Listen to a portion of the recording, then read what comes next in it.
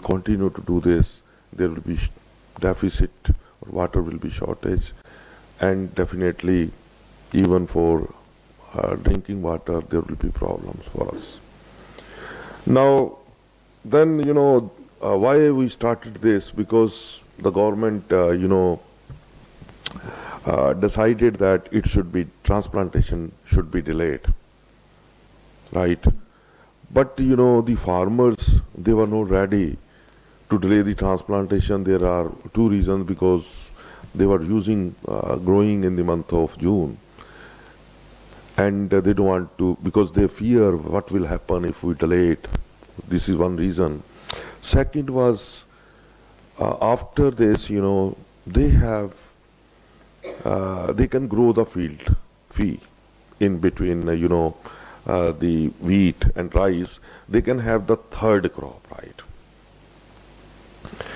And, naturally, they can have the third crop, and naturally keeping in view the profit. But, we are already deficient in water, and because of electricity issues. And then I started this work to see what will happen to the quality of rice if we delay the transplantation. Second is that the rice, we have number of varieties. There was another issue that usually, if you remember, Pusa, Basmati, PS 1121 rice is very popular, Basmati rice. Second variety was introduced, Pusa Basmati 1509. This 1509 variety is short duration variety, means little less maturity period as compared to 1121 variety. And again, the exporters, they refused, because most of this rice is parboiled. Then it is exported to Iran, Iraq, where they are using for biryani, right? For biryani purpose, we are exporting a lot of basmati rice from here, but parboiled rice. And earlier we were exporting 1121 variety, and it was well accepted in the Gulf. But when we started on 1509 variety, again it was not accepted, and it is again short duration variety as compared to 1121. Then, again it, came in our mind that we must do something. We must start parboiling process, and we have already completed this work. Third issue was, this when we do the polishing of this rice, and most of the nutrients are lost, which are concentrated in the bran layers, right?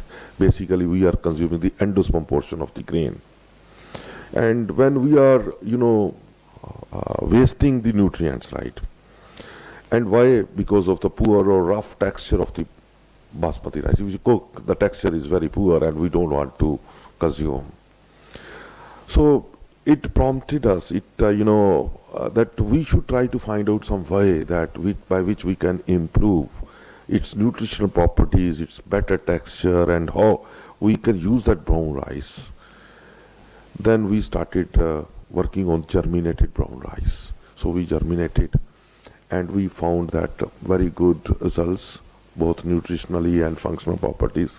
So I am going to explain how the transplantation affects, how there is a difference in the varieties, how the starch and protein characteristics are affected, how the amino acids are affected during transplantation or during, you can say, germination process, right? So both of these three papers we have published in, two in Cereal Chemistry, that is American Association of Cereal Chemists Journal, and one in Journal of Food Science and Technology. And 2-3 papers are already in pipeline. So this is our recent work, right? And some of, the team members are sitting here, but some of them, they have not come. Maybe they probably reach after some time, or they may not be interested to hear their own work, right? This, at present we have about 1,255 million people, and population expected to increase to 755 million in next 2050, right? Of course, we need to produce more rice, and more water. And already, in many states people are fighting for water. And already we have problem in Punjab, Haryana, Rajasthan. Then even in Karnataka, you can see that already there is a fight for water, right, in these states. And if we are expecting, rice is a staple food, you are aware of that. And it is not staple for northern Indians, right? It is not a staple food, but it's becoming popular. Earlier, I remember when I was a small kid, we usually consume once in a week rice. But now almost daily we are consuming rice. So it is also becoming staple, you can say, in North India also. Of course, the more productivity would be required for this rice and more water would be required. And there is also issue of non-food uses of the grains. People have started producing alcohol, even from broken rice people have started ethanol and alcohol. And of course, people are getting more, money when they produce alcohol, right? And if it is 10 rupee per kg is the rice, but the beer bottle is 125, or the premium beer is 200 rupees, though the cost of production is very less. People are ready to pay for alcohol, but not for rice, right? But naturally, when there is demand is for beer, alcohol is increasing, more grain would be required, more starch would be required, and this broken rice is used as an adjunct in the production of beer and whiskey. Then there is climate change. This delayed transplantation is also related to your environment. I will explain how, when you delay the transplantation, how it is going to affect the quality of your rice. Then there is a heat stress, or drought. This is also problems in the many regions because of high temperature. Of course, the crop, cropping intensity is very high in Punjab or throughout country, 189%. Means we are not, we are extensively cultivating the crops, right? We are not giving the chance to, like if you go to Scotland, right, they grow one, crop, next year they don't grow anything, even in Canada, right, they grow and next year, alternatively they are growing the crops, right. So this is also, the cropping intensity is very high. We grow wheat, rice, or sometimes the third crop, that is the field peas. Then emission of greenhouse gases, water table is depleting, salt, heavy metals are accumulating, and all these are the issues in front of us. This is, if you see this graph, 54% of the India faces high to extremely high water stress. Throughout India we are facing, population is increasing, water stress is there, and I don't know in next 20, 30 years from where this water will come. So there are two goals of our research work, like a short-term goal and changing the transplantation dates. Long-term goal of the development of heat, stress tolerance rice varieties, and this is not the breeders, they are trying to develop the varieties, but we are trying to tackle it using the transplantation date or selecting the rice varieties, right? We suffered a lot in the past. There was a loss of almost 4,300 crores because of the poor quality of rice. The rice varieties which were, grown by the farmers, later on we came to know they have very poor milling quality. They were having very poor cooking quality. For example, if I offer you the rice which is very sticky or lumpy, you will never accept it, because we have the habit of eating well separated rice, so that when we pour curry on well separated grain, it must mix well. This is the reason because consumer acceptability is very important, and the variety was introduced that was having very, very high stickiness and poor milling quality, means head rice recovery was very less. That's why the variety was rejected. So we suffered a loss because Miller, they don't want to have that rice, and the consumer don't want to have that rice. There was a serious problem. If you see or select the varieties and date of plant, these are varieties we selected, and they were released in 2009 or 2007. Like this last variety was having very good yield. You can see 7,500 kg per hectare. But this variety was not accepted by the either by the millers or by the consumer because of stickiness and poor milling quality. That's why we suffered a lot. If we see the date of transplantation, then how we did is we decided the dates. We decided to transplant between 5th June, 15th June, 25th June, and 5th July. So we transplanted rice on these 4 days, and different varieties that were different in milling quality. Right? We started the experiment like this.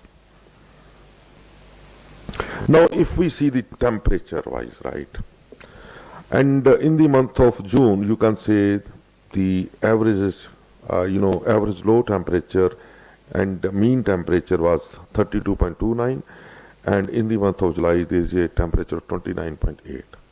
So it is a quite a difference when you talk about the synthesis of the starch or photosynthesis, right? This 2-3 degrees centigrade is very, very important. And in the month of August and September, you see the temperature reduced to 29 or 27. If you early transplant, then what happened that the flowering take place, in the month of August. For example, if you transplant in the month of July, the flowering will take place in the month of September. So almost 1 month is delayed. Now you see the temperature in the month of September, the temperature is 27.6, whereas in the month of August, the temperature is 29.8. This is a huge difference in terms of the flower synthesis. At the time of flowering, this temperature. It means at night air temperature, there is a lot of difference.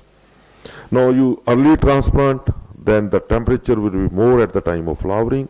If you delay the transplantation, then the temperature would be lower, right?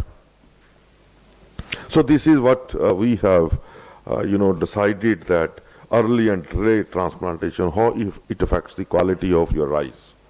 If you see this graph, that the reproductive stage is remain for a shorter period, and grain maturation, it starts in the month of July after about 80 days, right? Now it is the temperature which play very important role. What is the night air temperature? If it is lower, you get better quality of rice, and if it is high, then you get the poor quality of rice. So it is related to the starch synthesis. And if you see the date of flowering, when you grow or transplant the rice on 5th June, right, you usually get the flowering in the month of August, whereas if you grow on July or in 5th July, it goes to 20th or 8th September. In September, you have very good or lower temperature, and it's very good for the synthesis of starch. Then we try to see what is the mean yield. The mean yield was very high in PAU 201 variety, but it was not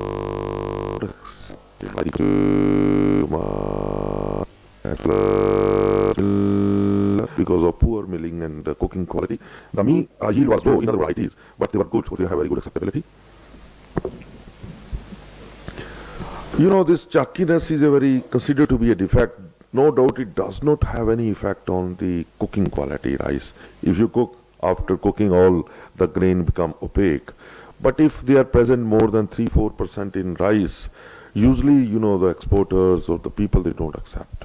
After cooking, all grain become chalky. So chalkiness is also very important. If more amount of chalky grains are required, then the exporter, they reject your lot.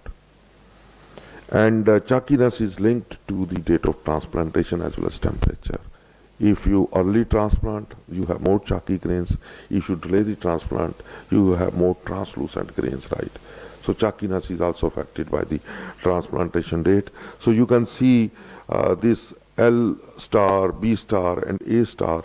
These tells about the color pattern of your rice. And the last variety, PAU 201 variety, was not good. Its lightness was very low. Its endosperm was a little dark, or has a darkness. That's why this variety was not accepted. But if you see the other parameters, like with the delay in transplantation, you can see the lightness decrease, right? So it means the chalkiness is reduced with the delay in transplantation. Then we started measuring the protein, amylose, and fat content in milled rice, and there was, of course, difference in among the varieties, and you can see clearly that there is a decrease in the protein content. Fat content. There is a continuous decrease in the fat content in all the varieties when the transplantation was delayed, and the amylose content increase. Yeah, the amylose, yesterday we discussed that amylose is linked to the stickiness, right? If higher the amylose, lower the stickiness. So when the amylose content increase with the delay in transplantation, it means low night air temperature is good for the synthesis of the amylose. That's why the stickiness is reduced. In all the varieties, you can see that on 5th or 25th July, they were having more amylose content. Again, among the varieties, if you see the last variety, PAU 201 variety, it is showing lower amylose content as compared to other varieties, and it was having more stickiness. Then we measured the cooked grain hardness, right? The cooked grain hardness also increased when we delayed the transplantation. Again, because of the higher amylose content when you delay the transplantation. And again, the last variety was having, you can see the upper graph that last variety has less hardness, but the second graph clearly shows that PAU 201 variety has very high stickiness. And again, because of the lower amylose in PAU 201 variety, then because its endosperm was darker, more stickiness, less hardness, and the variety was rejected. Then we measure the pasting behavior or with the help of rapid viscoanalyzer. And again, if you see a clear-cut change in the setback viscosity, SBV. Setback viscosity basically tells about the retrogradation behavior of the starch, how the material get associated. And it is always positively correlated with the amylose content. That's why you are getting a constant increase in the setback viscosity, or you can say that the setback viscosity was more when the grain was transplanted on 25th July or 5th July.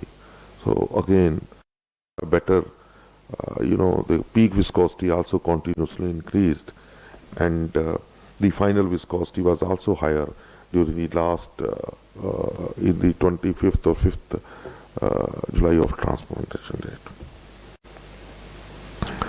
So this is about your, again, water absorption capacity or water uptake ratio, and it also improves. It is better when you delay the transplantation. This is the analysis of variance. Two ANOVA we carried out to see the effect of cultivar as well as to see the effect of date of transplantation. It clearly shows that date of transplantation has a significant effect on almost all the parameters like L star, A star, B star, and particularly amylose. You see the F value is very high, 2113. It's very greater effect on the amylose content was observed. Higher the F value, greater the effect of a particular parameter. Then we started measuring the proteins, and you can see these granule bound star synthase proteins. They are basically linked to the synthesis of the amylose. they were comparatively low in case of your PAU 201 variety. This clearly supported our, the hypothesis that this variety is having the low amylose content. That's why it has more stickiness, right? So this granule bound starch synthesis proteins was also affected by the delaying in the transplantation day. This is again, you can see the protein, when you delay 16 kilodalton protein, they are the granule bound starch synthesis proteins. They increase, they are showing the more accumulation when the transplantation was delayed. This further supported that we have more amylose when the transplant, because the enzymes involved in the activity of production of this amylose, they are active when the temperature is low. At high temperature, they get inactivated. That's why the amylose synthesis is affected.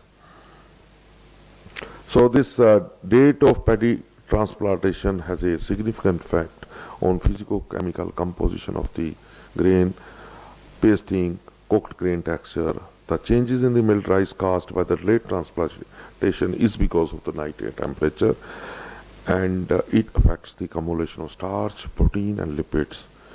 Protein and lipid content of the milled rice decreased, and apparent amylose content, cooked grain hardness, final viscosity, setback viscosity increased with the late transplantation. All these parameters are interlinked, right? Protein profiling showed lower accumulation of the prolamines in the milled rice, particularly from these three varieties with the delay in transplantation. This was the research paper which was published in 2014 in Cereal Chemistry Journal, right? Then we started, we also measured the hardness, head dry yield. How much recovery? In our state, the Punjab government actually procured the paddy from the farmers. This paddy is given to the millers, and the government got 65% of the head. And whenever the head rice is less than 65%, the miller, they refuse to mill the rice because it is not profitable, from where they will bring 65% of the head rice recovery. That's why the quality is very important.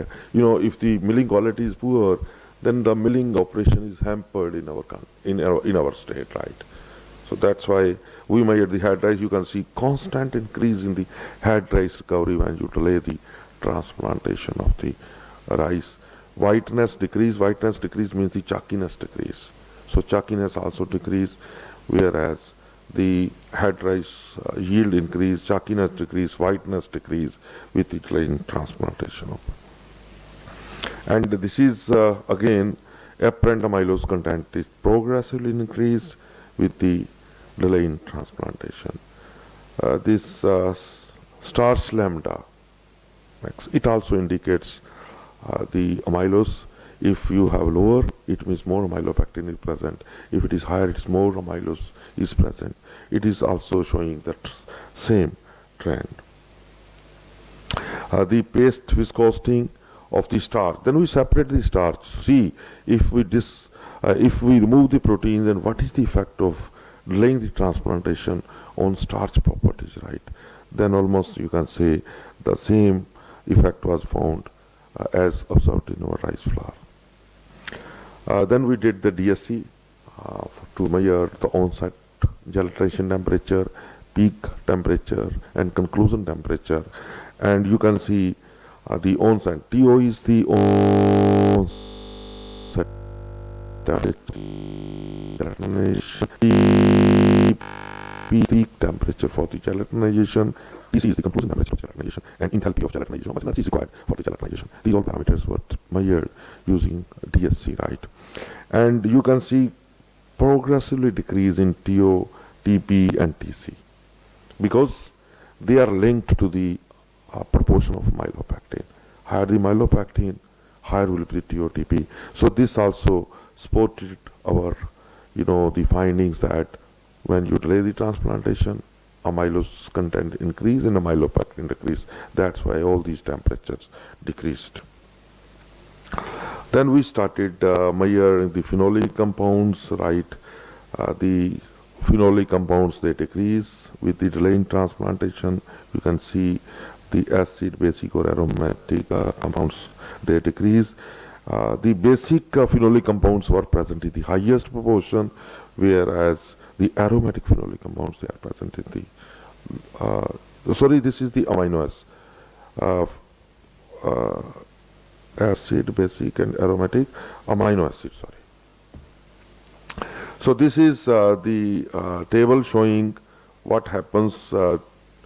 If you see, it's a very interesting, this GABA. This is GABA. GABA is gamma amino butyric acid, right? These days it is becoming very, very important because of its nutritional properties, which we will discuss later on. So this was also, first is that there is a large difference among the varieties, and also many amino acids, they are affected by the delay in transplantation, right? Yeah, you can see that in case of, for example, glutamic acid, it decreased from 7.4 to 3.6. In almost all the varieties, the glutamic acid is decreasing. Like GABA, it is also decreased during the delay in transplantation.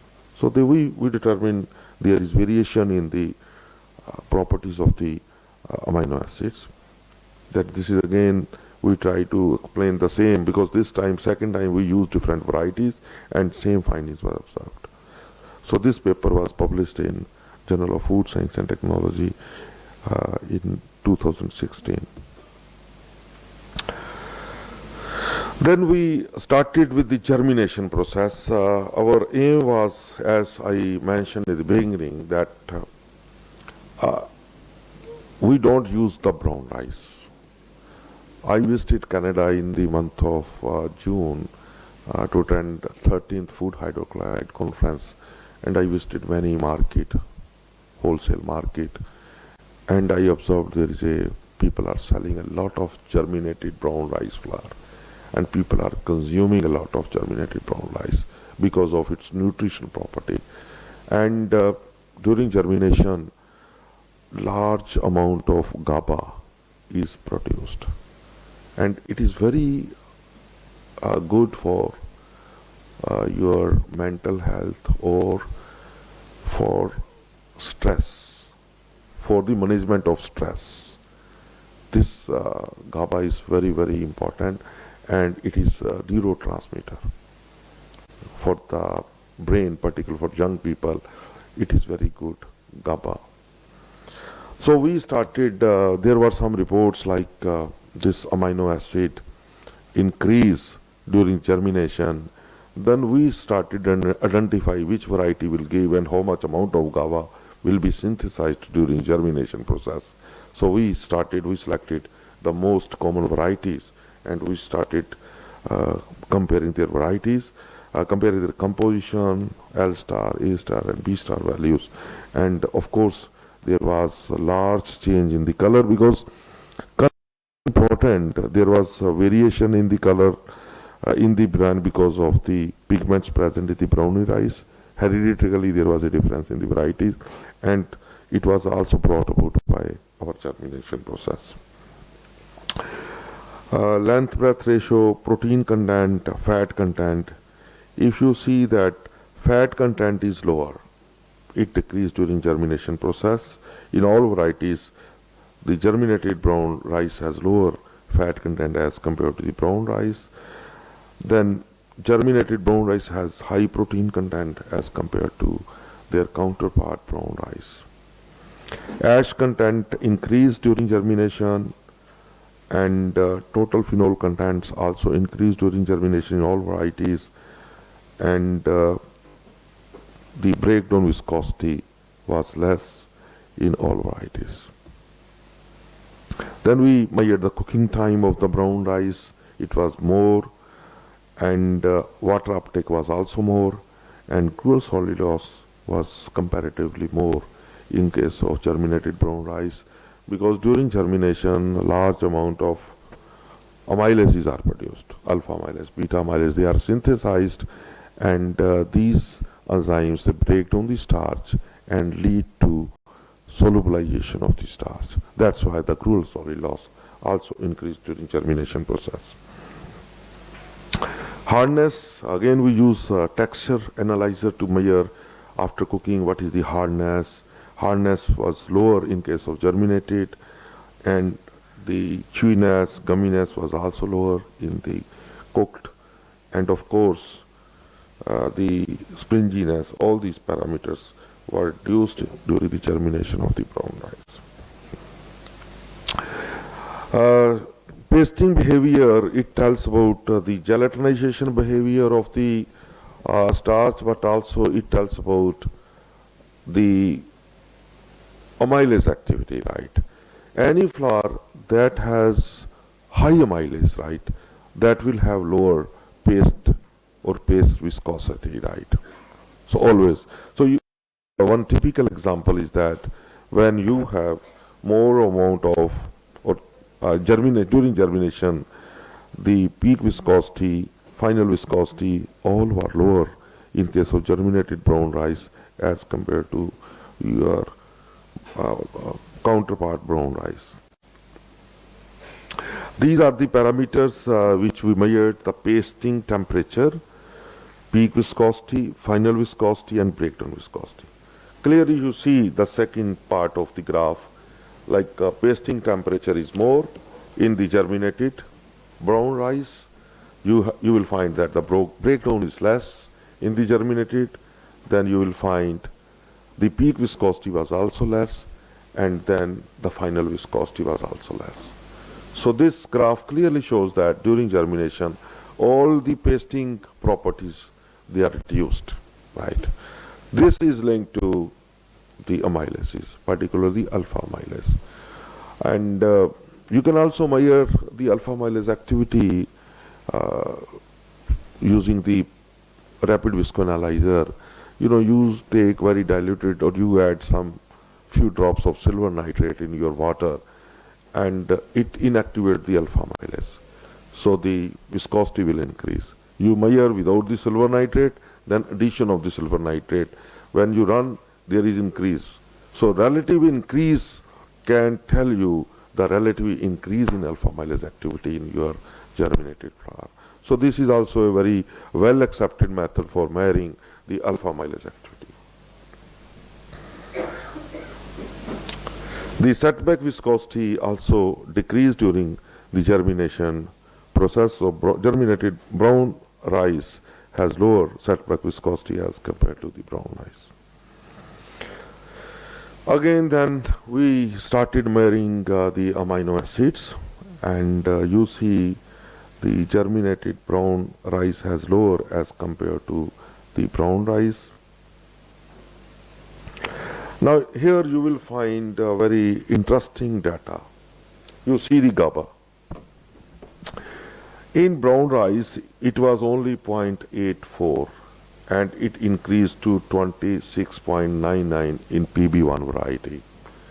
And in PB1121, it was 0.6, and it increased to 27. More than 90% increase in GABA. Actually, this GABA amino acid is a non-protein amino acid, and it is produced during germination process by the glutamate decarboxylase enzyme, which do the decarboxylation of glutamic acid, and the GABA increases. So it also depends how much glutamic acid is present in your brown rice, and proportionately there is increase in the production of GABA. It is very good for brain, and as I mentioned, that it is very good for the management of the stress. Right, this is very good. Then methionine is also, you can say, increased from 3.2 to 13%. Then there is another, the GABA, I think it is serine, it decreases, right? Proline, yeah. also it increases. There are 3, 4 essential amino acids they increase, but some they are decreased. But the most interesting part is GABA, which increased to very high extent, around 95 or 96%. Then again, we started looking into the uh, protein profiling, and you can see germinated brown rice, particularly 65 to 60 kilodalton proteins, they either disappear or their intensity increase, so their accumulation decrease, because many proteins are utilized by the enzymes during germination process, because large amount of proteases are also produced during the germination process, so they utilize some of the proteins. Then we started looking into the polyphenolic profiles, right? So it was also measured, and particularly you can see the ferulic acid, it was high. Quercetin, ferulic acid, and para-fumaric acid. These are the 3 phenolic compounds which showed the maximum change during the germination process. And this work was again published recently in this issue of the serial chemistry. So these are my team who have done all these works. You can see some people are from abroad also here. Can you identify anybody from abroad? Or all are from here? Anybody from abroad here? Can you identify? Nobody? Okay. It seems there are some people from, abroad also. Yeah. They worked very hard, all my team. That's why we could publish. It's very difficult to publish in serial chemistry, right? You know that it is an American Association of Serial Chemists journal. Thank you very much. So if you have any question, you can ask me. Yes.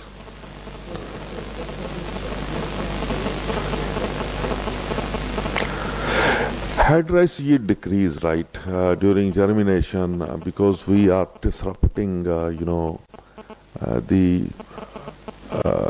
disrupting because you do the steeping, the grain absorb water, and then we do the germination, then we dry, and of course milling yield decreases, but it is acceptable, right? It is not decreased too much if you do the polish. But here we have not, because you can't do the polishing, right? Because if you will do the polishing, again you are, wasting the nutrients.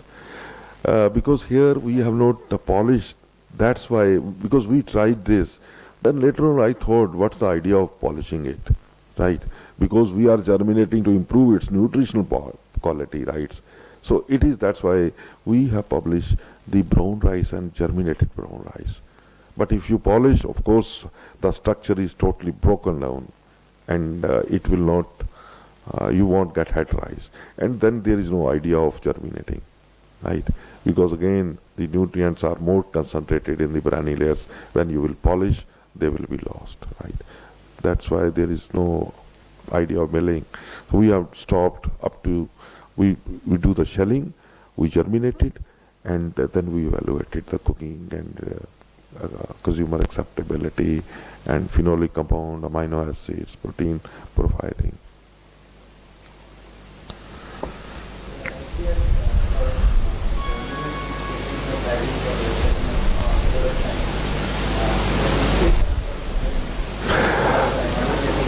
Yeah, actually you see that we have not germinated paddy, number one. Second is we have germinated only brown rice, and of course during germination you have to be careful how long you are going to germinate, how long you have to do the steeping, at what temperature you are going to steep, and you have to do the recirculation of water. The reason is when you do the steeping, right, and if you don't recirculate the water, right, the anaerobic fermentation may start. So you have to drain away water, or you have to recirculate, just like in our paddy, parboiling of paddy. Yeah, we kept in mind all these things like when to circulate, how long we have to steep. We first standardize our procedure, and then we germinated, and then we MHRD it. Of course, it has to be kept in mind how long germinate, how to do it, what temperature, and when to recirculate. Otherwise, the grain has to be kept live, right? If you will keep in water and you will not drain away water and you will not circulate and you extend the steeping time more, and then anaerobic fermentation will start. All of the oxygen present in dissolved oxygen present in water will be taken away by your grain, and germination process will not be possible.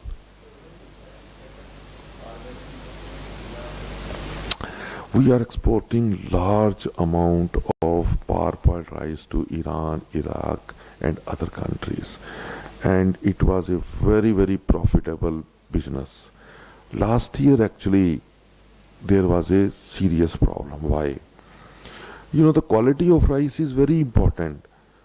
I was showing L star, A star, and B star value, right? In case of parboiled rice, last year they have not accepted our rice. Why? Because 150 was introduced. This variety was very good. It was having 125 days of maturity. Come to our earlier pest variety 1120 that had 145 days of maturity. It was good because 20 days left with less maturity period.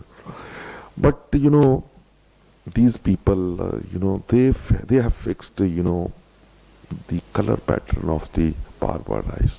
But color pattern means redness, yellowness, right? They are interested to have, you can say they have fixed a reddish, yellow reddish color type of golden, you can say yellow color was fixed when they showed the samples. And 1121 variety is giving very good golden yellow color. But 1509 variety is not giving that golden yellow color because of the difference of phenolic compounds which are present in your brainy layers, right? Because they get penetrated during steeping and parboiling, there is a reaction in the phenolic compounds and the color become golden yellow. Then they started saying that, because if you remember I mentioned that 1509 variety has poor milling quality as compared to 1121 variety. But in parboiling, when you do, parboiling, the head rice recovery increases. It was good. Milling quality became better when you do the parboiling. But the color was poor. And again, the people who are getting this, or Iran and Iraq people, they stopped. They say they don't like the color. That's why, all the export. And this variety covered large area in our, it was cultivated more as compared to 1121. And the farmers were helpless. This was the problem.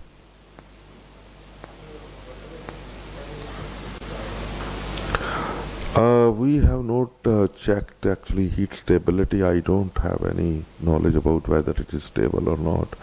Maybe it is a good, you can find some reports.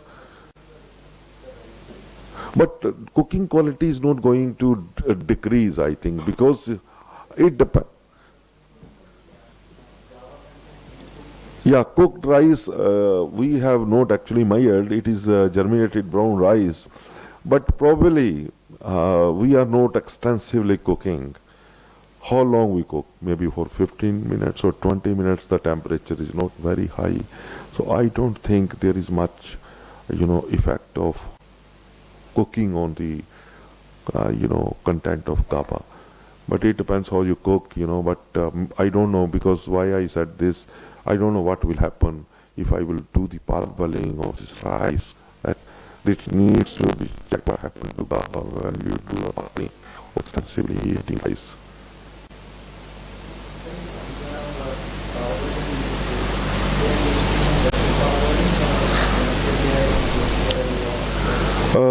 They are not using pressure parboiling.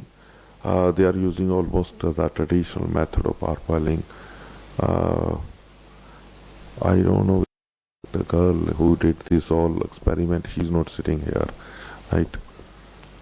And it is first we do the steaming, then we do the soaking.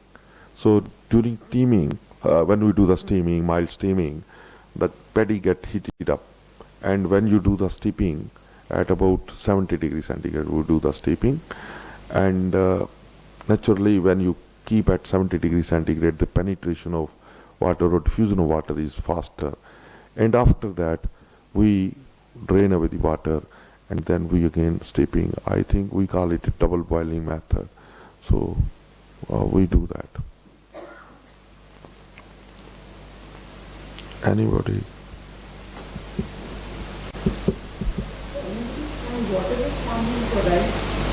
Water? Oh, it is not possible. It is not. If we could.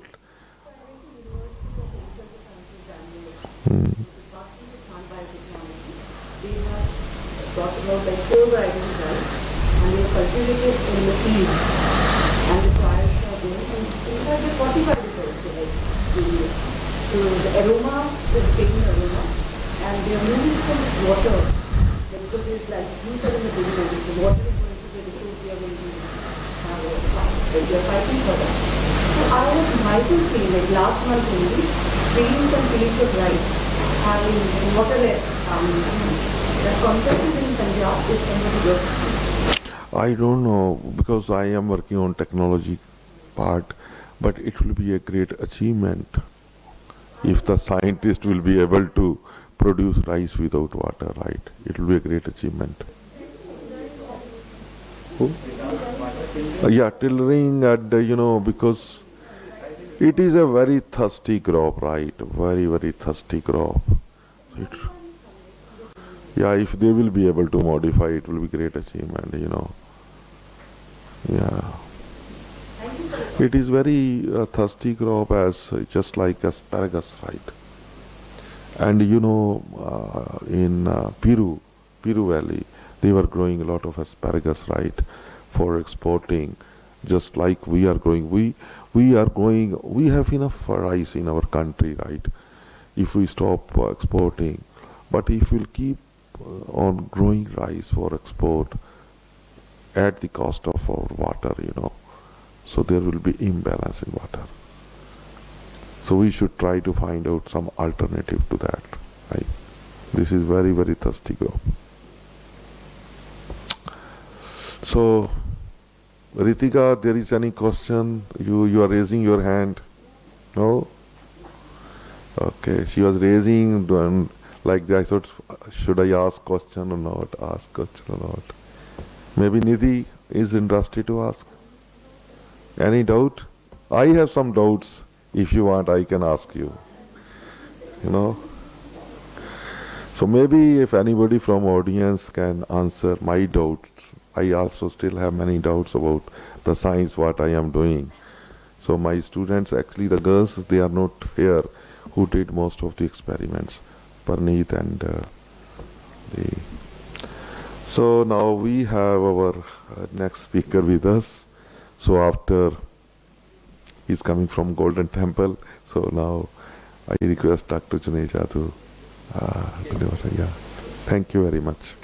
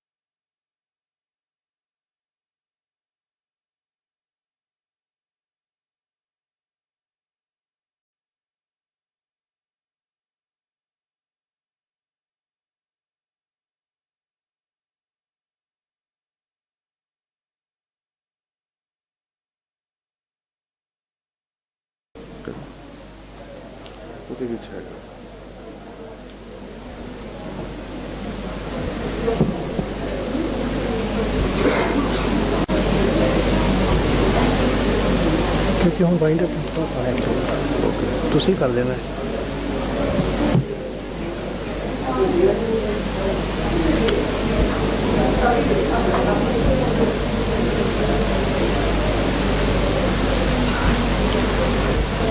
Just like Dr. Juneja, I have also very capacity. If you ask me, you keep on delivering the lecture till evening, I can deliver. Okay. And I will not let you sleep also.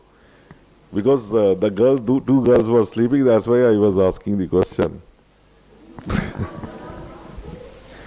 You know, yeah. You know, the junk, anything unnecessary, anything waste at our home, we say it is a junk, right? And always, when something is waste or extra at your home, your mother always asks, okay, ask the kavadia to take it away, right? So that is junk, So we need to know what we eat, right? And about the junk food we eat. This is very important these days, you people like more junk food, right? Yesterday we were offering, samosa is also junk food, right? But most of the students asked me to serve samosa, then I said, okay, you can have the samosa. So anything, which is rich in energy or which does not provide you the nutrients, right? Essential nutrients. If it is just giving you energy, right? Like soft drinks, they don't provide anything, essential nutrients. Then we say, just you are meeting the calories requirement, right? But you are not getting the essential nutrients. You require vitamins, minerals, phytochemicals, right? So many nutrients are required, but you don't require only calorie. So this, why are some foods called junk? Junk foods are typically ready to eat. They are very convenient, right? But they don't meet your nutrition requirements, right? But they are rich in fat or calories. That's why they are known as junk food. This origin is not actually clear, but the multinational companies who want to earn the money, they started producing junk food, and junk food is considered to be the invention of the modern age. And ancient Roman cities had bread, olive stands, East Asian culture features of noodle shops. They were already prevalent. And fast food has existed in UK since at least Roman times, right? It was available earlier also, but now it is becoming very popular. Prior to the modern age, fast food in the UK has included meat pies, pastries, as well as fried or battered items. Your pastries, right? You know how the pastries are made. Of course, you have cake and the outer layers, which is very, very beautiful or tempting, right? This is made from hydrogenated fat, right? Hydrogenated fat has more trans fat, and it is not good for your health. So it is made from, because the fluffy paste, it is not made from butter or cream. It is actually the hydrogenated fat. We add sugar, we make a cream, and we decorate it. But it is full of, you can say, hydrogenated fat, does not have any, there is type of fat, you are aware that refined oil and hydrogenated fat, the refined oil or vegetable oils, they are good source of oleic acid, linoleic acid, they are the essential fatty acids, right? But when we hydrogenate them, we convert these, unsaturated fatty acids into the saturated fatty acid, and then the shortening have a very good properties. Even, wafers use hydrogenated fat. So pastries, they are also considered to be, you can say, junk food. We always blame that all foreign countries, they are doing like that, but there are many fast foods of Indian origin also, like papdi chaat, jalebis also, Because what is there in jalebi? Your flour and sugar and oil, no nutrient. Bel puri, pani puri, samosa, kachori, bhujia, all these are also the junk food. Pizza, donuts, French fries, hamburger, chips, carbonated soda drinks, fried snacks, fried chicken. You know, a lot of oil is taken during frying. It is also whipped cream products like pastry. It's very beautiful, right? Everybody would like to have. Once upon a time it is good. It is rich in saturated fat. Salt, lot of salt. We have to add salt. If the salt is not added to the optimum or higher level, you will not like to taste the product. Sugars, calories, artificial colors to attract, harmful chemicals, preservatives. We have to preserve. You cannot preserve meat at room temperature, right? You have to add the chemicals. So most of the products, junk foods, they provide more than 35% of the calories from fat, more than 10% of the calories from saturated fat, and more than 35% of the calories from sugars. So when you are getting the calories from sugar, saturated fat, or fat, you know, that become your junk food. Regular but not overly filled meal at McDonald's, at a Big Mac, they serve large Coca-Cola, free. You think it's free, good, right?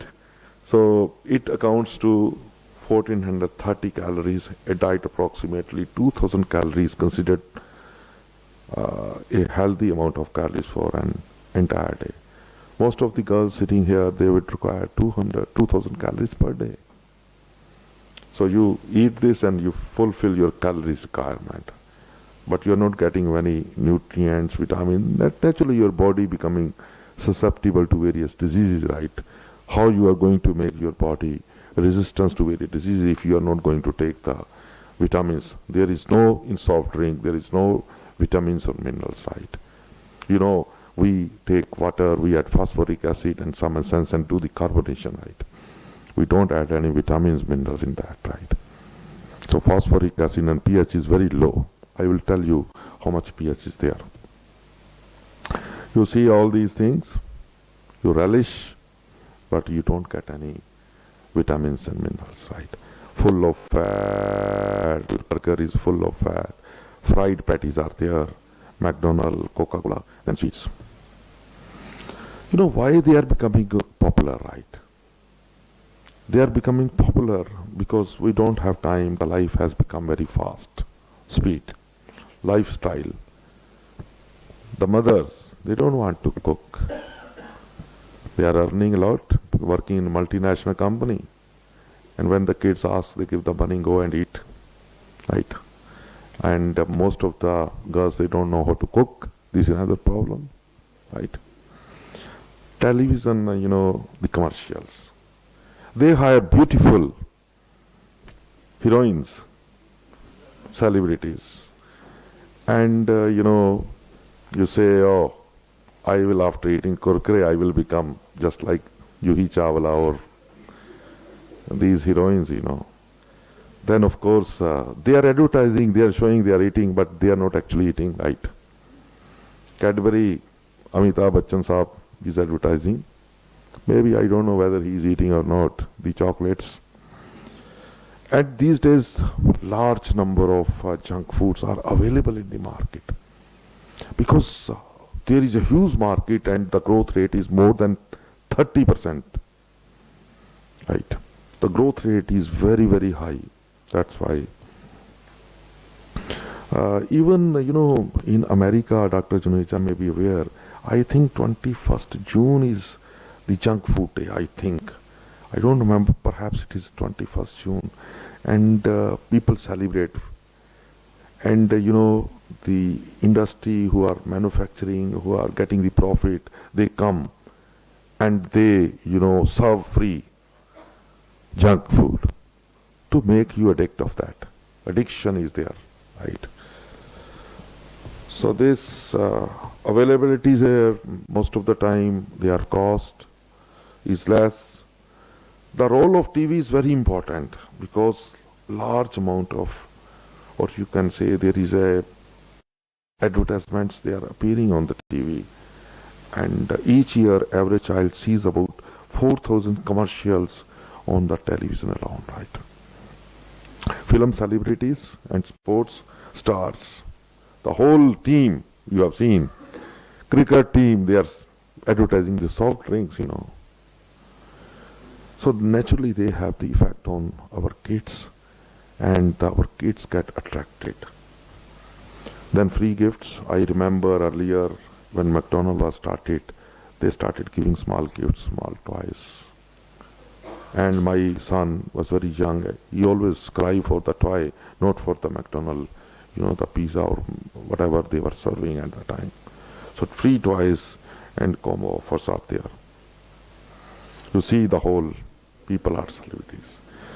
Then how a food technologist can stop you not to eat that, right? When these people are saying, okay, these are the very good things, So you can see the advertisements. These, we are using many chemicals of that. We use disodium phosphate, right? It is used in mascara. Most of the girls, they use mascara daily, right? So this disodium phosphate is present in that. Propylene glycol is present in shampoos. Benzoyl peroxide is used as a bleaching agent in case of flour. We do the bleaching of the pigments of flour in order to make it white. That's why benzoyl peroxide is also used in acne creams. Calcium disodium EDTA, then sodium stearyl lactylate. It is SSL. It is used in bread making to make the bread softer. So it is also used in shampoos. So these are some of the examples, right, which are used. Consumption of junk food lead to increase in energy level, it can make you obese. Heart diseases because of use of saturated fat, high blood sugar, diabetes, strokes and obesities. So usually young kids, they become addicted to it, right? You have seen that if you eat pizza one today, tomorrow again you would like to have that. It become the young generation, they are getting addicted to it. Diabetes, lethargy is there, cholesterol level is also increasing. You see the kids like this, eating fast food and leading a sedentary lifestyle. They eat and see cricket match, keep on watching the cricket match, right? Eating, and of course it leads to obesity. This is also linked to diabetes, right? High level of sugars in the junk food, which puts metabolism under the stress when refined sugar is taken, and the pancreas creates high amount of insulin to prevent dangerous spike in food sugar levels, right? So, this is very, very serious matter in front of us now. Now you have the beautiful teeth, right? And the human body fluid pH is 7.365. All these Pepsi Colas, Mount Dew, the soft drinks which you drink, they have a very low pH. We use phosphoric acid, and if you continuously drink, I think you should not have this, otherwise the teeth will be like this, So heart disease, more consumption of hydrogenated fat, more of this problem, blood pressure, stomach cancer, osteoporosis, kidney stones, and kidney disease are linked to the more consumption of food rich in salt, unnecessarily starch. And when I came back, I was feeling something is missing in my. I was asking my wife, bring some salt stone. I want to, rub my tongue on that. I was feeling like that. Why? Because we are habit of eating more and more salt, right? Right. So this salt is very, very dangerous, right? So small amount of salt, of course it is essential for our health. Adult need less than 1 gram of salt per day, and we are consuming more amount of salt, and it has to be reduced, its intake has to be reduced to 3 gram per day to lower the problems related to high blood pressure. Salt used for the preparation has an impact on the secretion through kidneys and having an effect on our renal system.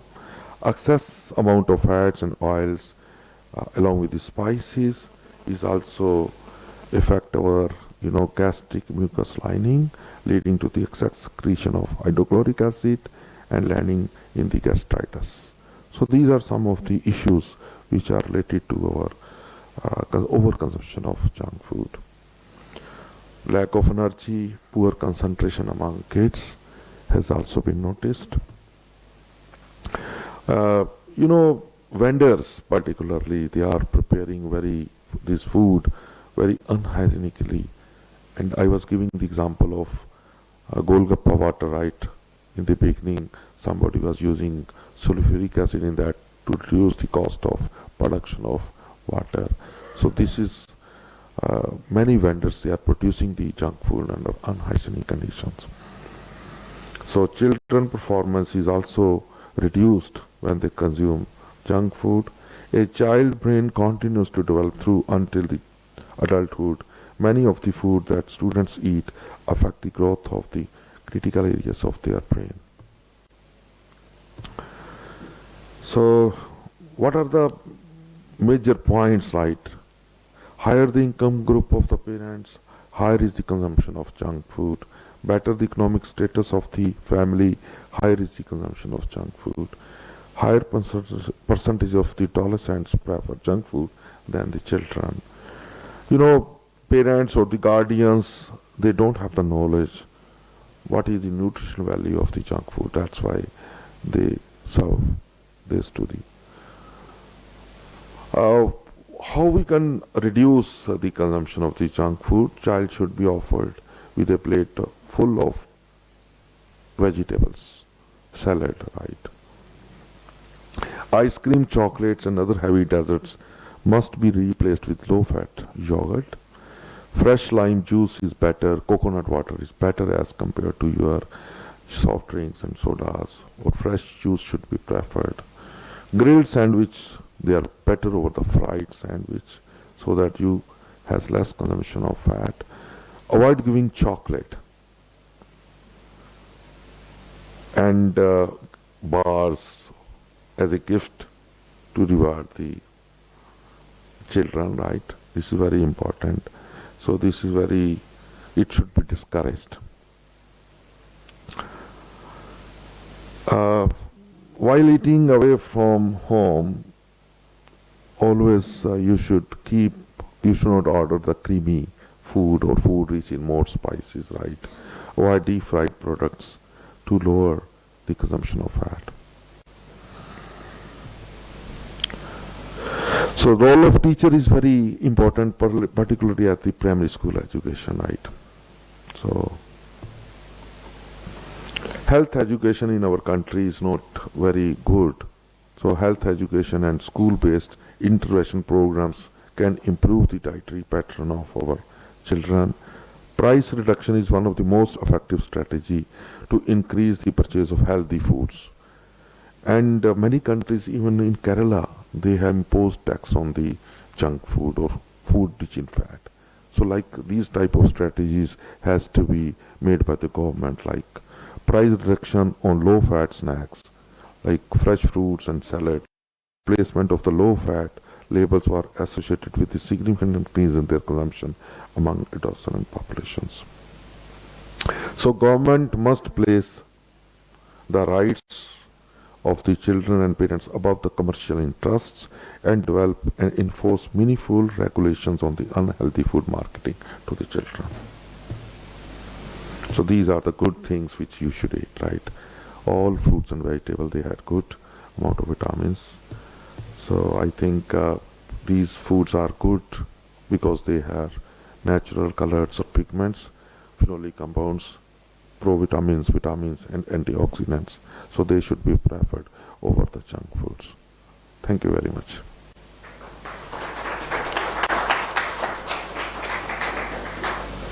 So, any question?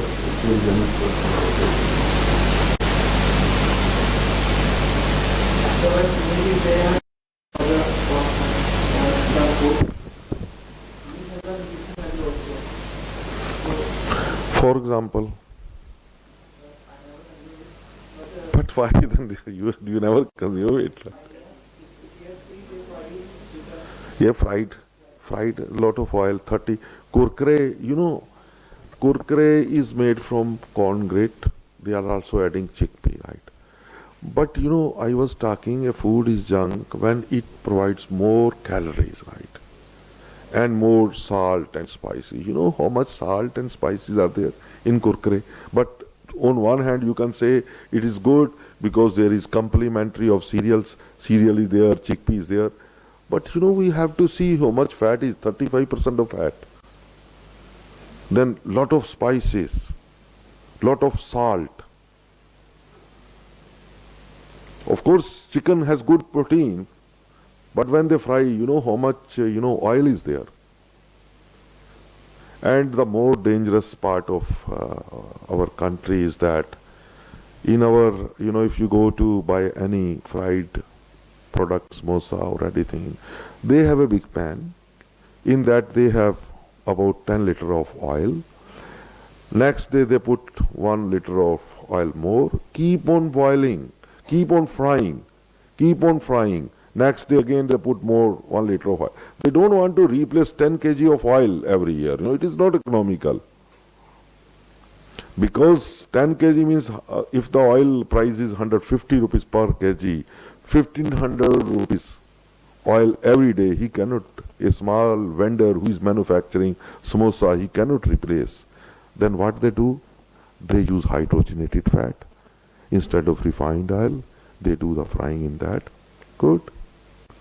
That will not, they keep on frying again. But that that fat is not good for your health. That's why we have, why we have more number of people who suffer from cardiovascular disease in this region because we consume too much of saturated fat, desi ghee. Right. Yes, of course, it's calories, what is there? Junk food. It's not because, you don't say that because Amitabh Bachchan is making the advertisement, that's why it is not junk food, It's a junk food.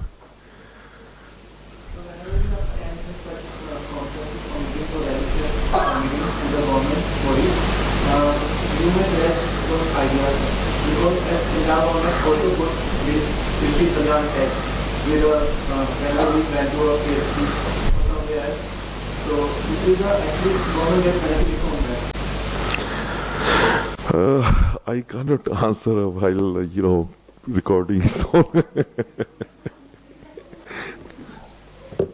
That's okay. You can stop. Thank you very much. Okay.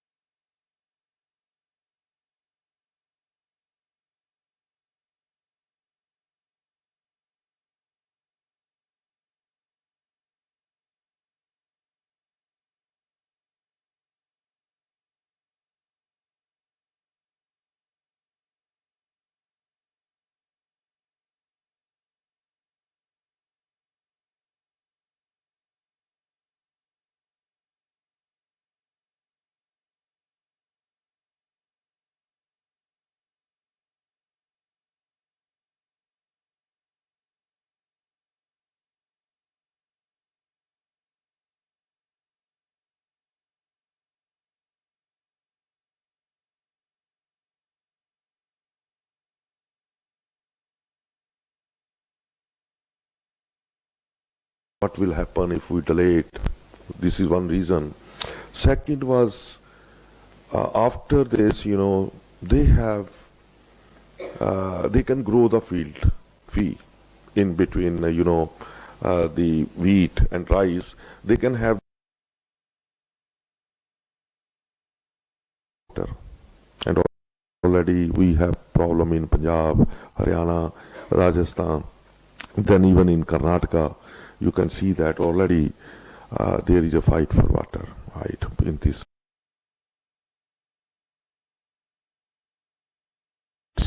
And if we are expecting, rice is a staple food, you are aware of that, and it is not staple for northern Indians, right? It is not a staple food, but it's becoming popular. Earlier, I remember when I was a small kid, we usually consume once in a week rice, but now almost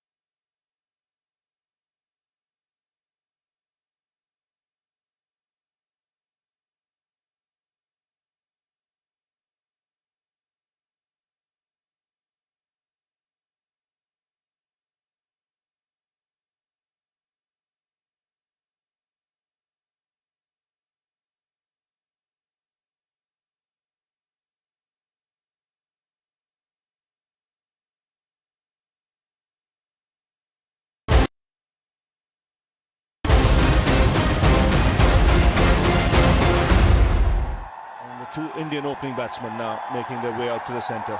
KL Rahul is in a rich vein of form, and then the seasoned and experienced Murli Vijay.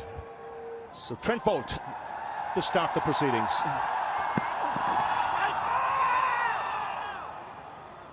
It'll be interesting to see how much swing he gets in the air. That's punched down the ground. First boundary of the Indian innings. And Rahul on his way. Oh, fine shot. Second boundary. Nicely played. Vijay off the mark. It's Rahul on strike.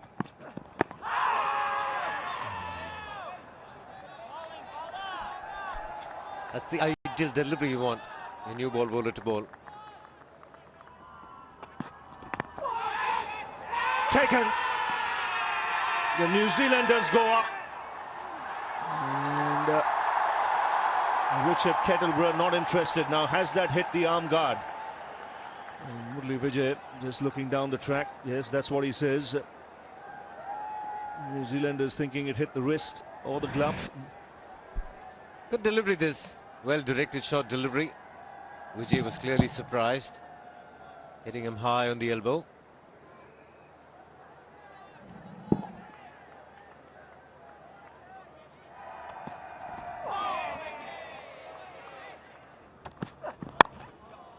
Fine shot. Controlled from Rahul. Yeah, it's a wonderful shot. Clapping from the keeper and the slips. They felt that it's in the area they wanted to be, but Rahul's up to the challenge.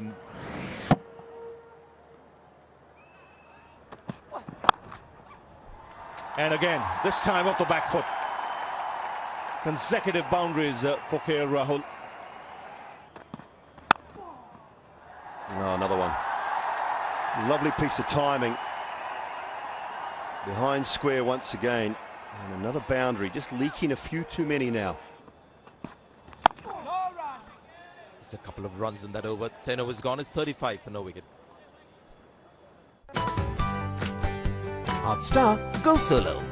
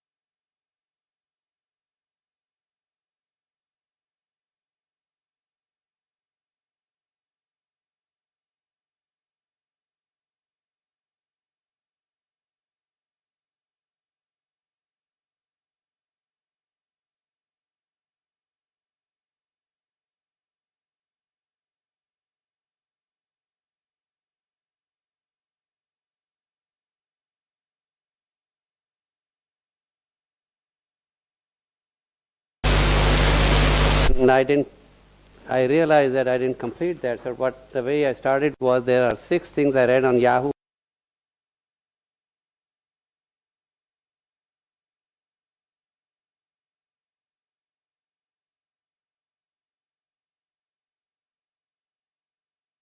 Which probably can be avoided by different means.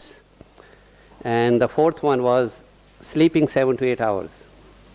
And what is number 5 and number 6? Social circle. One needs to have a big, maybe I told you yesterday, I did mention to her yesterday. So 5th one is to have a big social circle. Human beings can be introvert or extrovert, but still you can enjoy or have social circle, and so I don't need to elaborate on that. And the 6th one is to have positive attitude. This is what it was on the Yahoo once, and suddenly that made a lot of sense.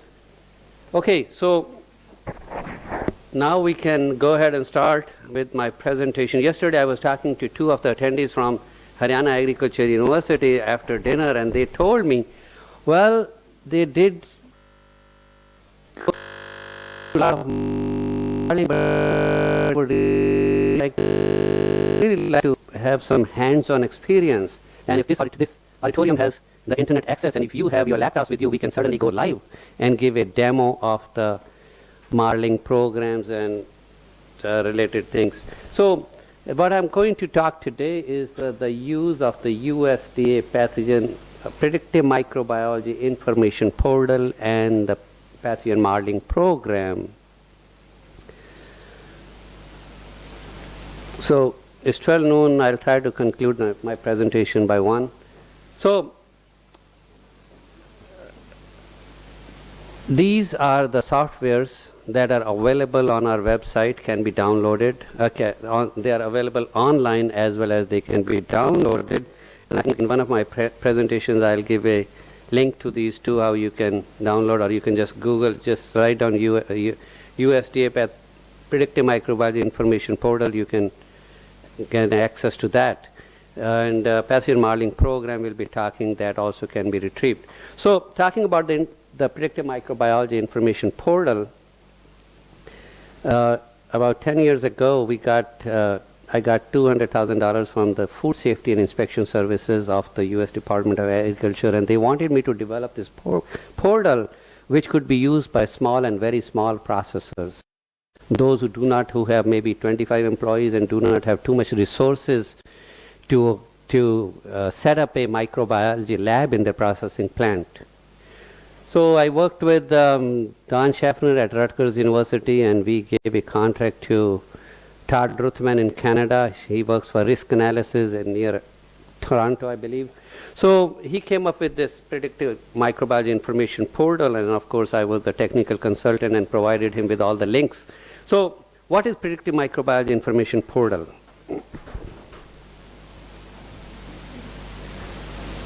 So before Predictive Microbiology Information Portal, what we call as the PMIP, is a comprehensive website that brings together predictive models for foodborne pathogens, research data, relevant regulatory policies and guidelines, and other food safety related links to diverse and numerous resources associated with the models, so that the processors can achieve the greatest level of safety, quality, and wholesomeness of the products.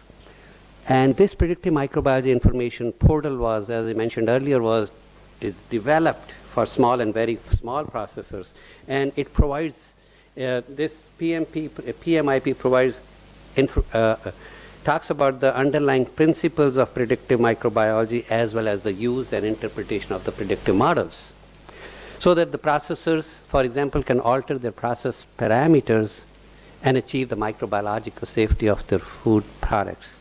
So we'll go in details how user-friendly and simple it is for anybody with a high school background to use this portal. And then, of course, we'll be talking about the pathogen modeling program and COM-base, and those pathogen modeling program and the COM-base can be retrieved through the portal if you don't want to go directly to it.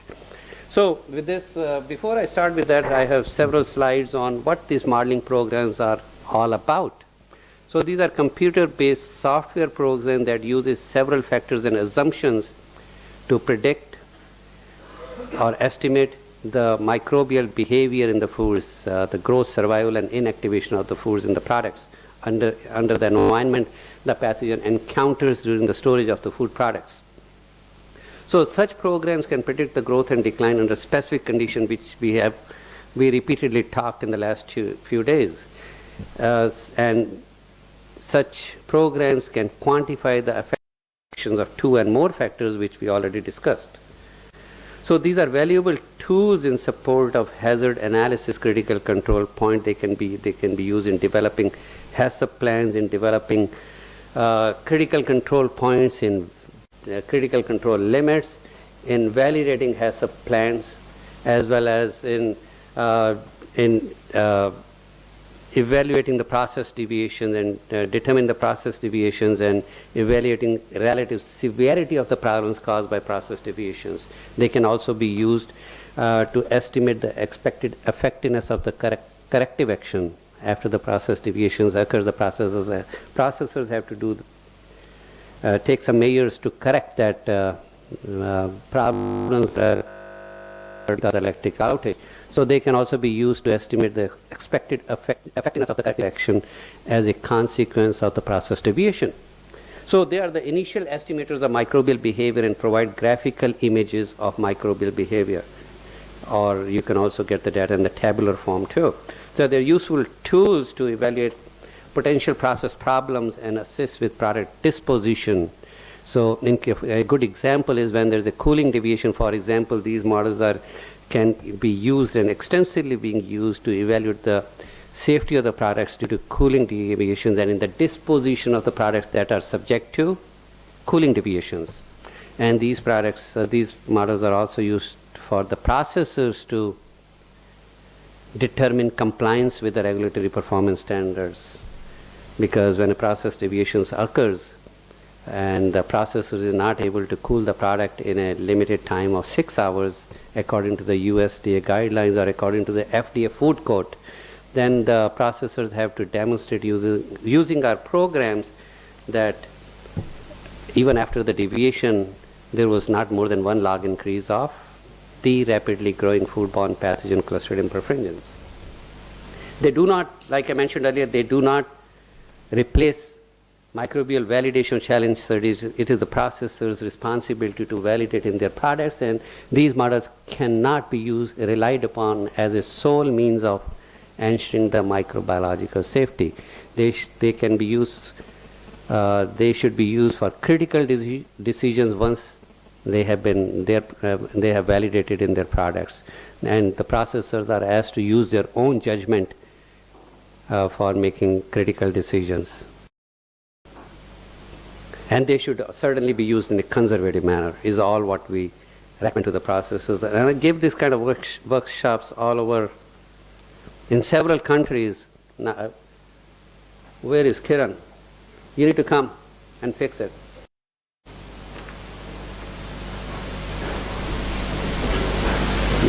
That's good. So these models do not replace the inoculated pack study. You have to validate in your products. So do not consider the effects of various food compositions on microbial behavior compared to the experimental data. And do not consider changes in microbial resistance due to treatment. This is very important. Maybe we would, in the next 10 or 15 years until I retire, I would certainly be developing models that would take into account the microbial stress response. So it takes time to develop models, and if I have time and if I retire, I don't know if someone else would take care of that, but I'm not retiring for another 10 to 15 years until the young researchers lead this research when I retire.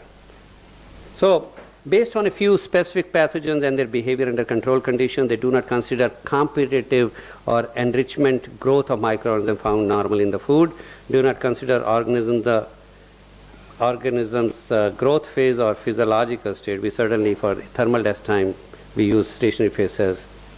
So last is very important. Do not guarantee that predictive values will match those in the food system. And this is based on the models that we developed, that are developed in broth system. But though if they are valid, if they are developed in food system, certainly they would provide a good estimate of the behavior of the pathogen of concern in your food product. So cannot be relied upon as a sole means of assuring food safety. Are support tools that can be used in hazard analysis, identifying critical control points, validating HACCP plans. Serve only as a tool to estimate values and not used as a replacement for testing values, which I have mentioned earlier. So here in this slide, of course, you'll be getting a PowerPoint presentation. I have provided the links. How to, if you see the second one over here, that is the link for the Predictive Microbiology Information Portal. And if you go to this, you will certainly see my contact information. If there's any queries, users are asked to contact me. And if you send me an email, certainly you will get an auto reply to that I'm not available. You can contact my colleague, Dr. Tom Oscar, who is currently working in this project, and he's located at close to the University of Maryland. So, but he is a part of this project. The Combase will talk about it in details. GOVT. This is what we talked yesterday, the Brownie model. This is the link. You can use Brownie model for growth using this link, or maybe if you Google DMFit, you can retrieve that too. Process lethality spreadsheet we talked yesterday about, developed by the American Mission Institute, and this is the link for that. Any questions? No? So, our center is a center of excellence in microbial modeling and bioinformatics. It brings together researchers with diverse and complementary talents so as to advance the science of predictive microbiology. It fosters partnership. We are always looking for individuals who would like to work with us in a collaborative fashion so as to advance the science of predictive microbiology. We are part of our federal government, or the USDA, ARS is a part of are actively involved in the international predictive microbiology conferences. And 3 to 4 years ago, I chaired and hosted this conference in Washington, D.C., and would like to volunteer sometime in the future if I'm given an opportunity. So, what happens to the pathogens in the food? They either grow, survive, or die. These are the factors that influence the growth of the pathogens. I will not talk about it. I will certainly be talking about the Combase. I will be talking about the pathogen modeling program. This slide is a little older, so we don't have the CDs anymore, but we are coming up with a version 8 of the pathogen modeling program that would the user would be able to retrieve from our website. And we will prepare, we have been asked to prepare 50 CDs because some of the food inspectors in the remote areas do not have an access to the online, do not have an access to the internet, so they would prefer to have the CD. But we would not want to spend our funds to make more CDs because anybody can download from our website. So this pathogen modeling program is used by 30% of the food industry in the US for their HACCP validation, and there are 500 online users in 35 countries. And it has been converted into several other languages, and if I have the resources, I would like to convert into other languages too. Get it converted into other languages too, working with the programmer.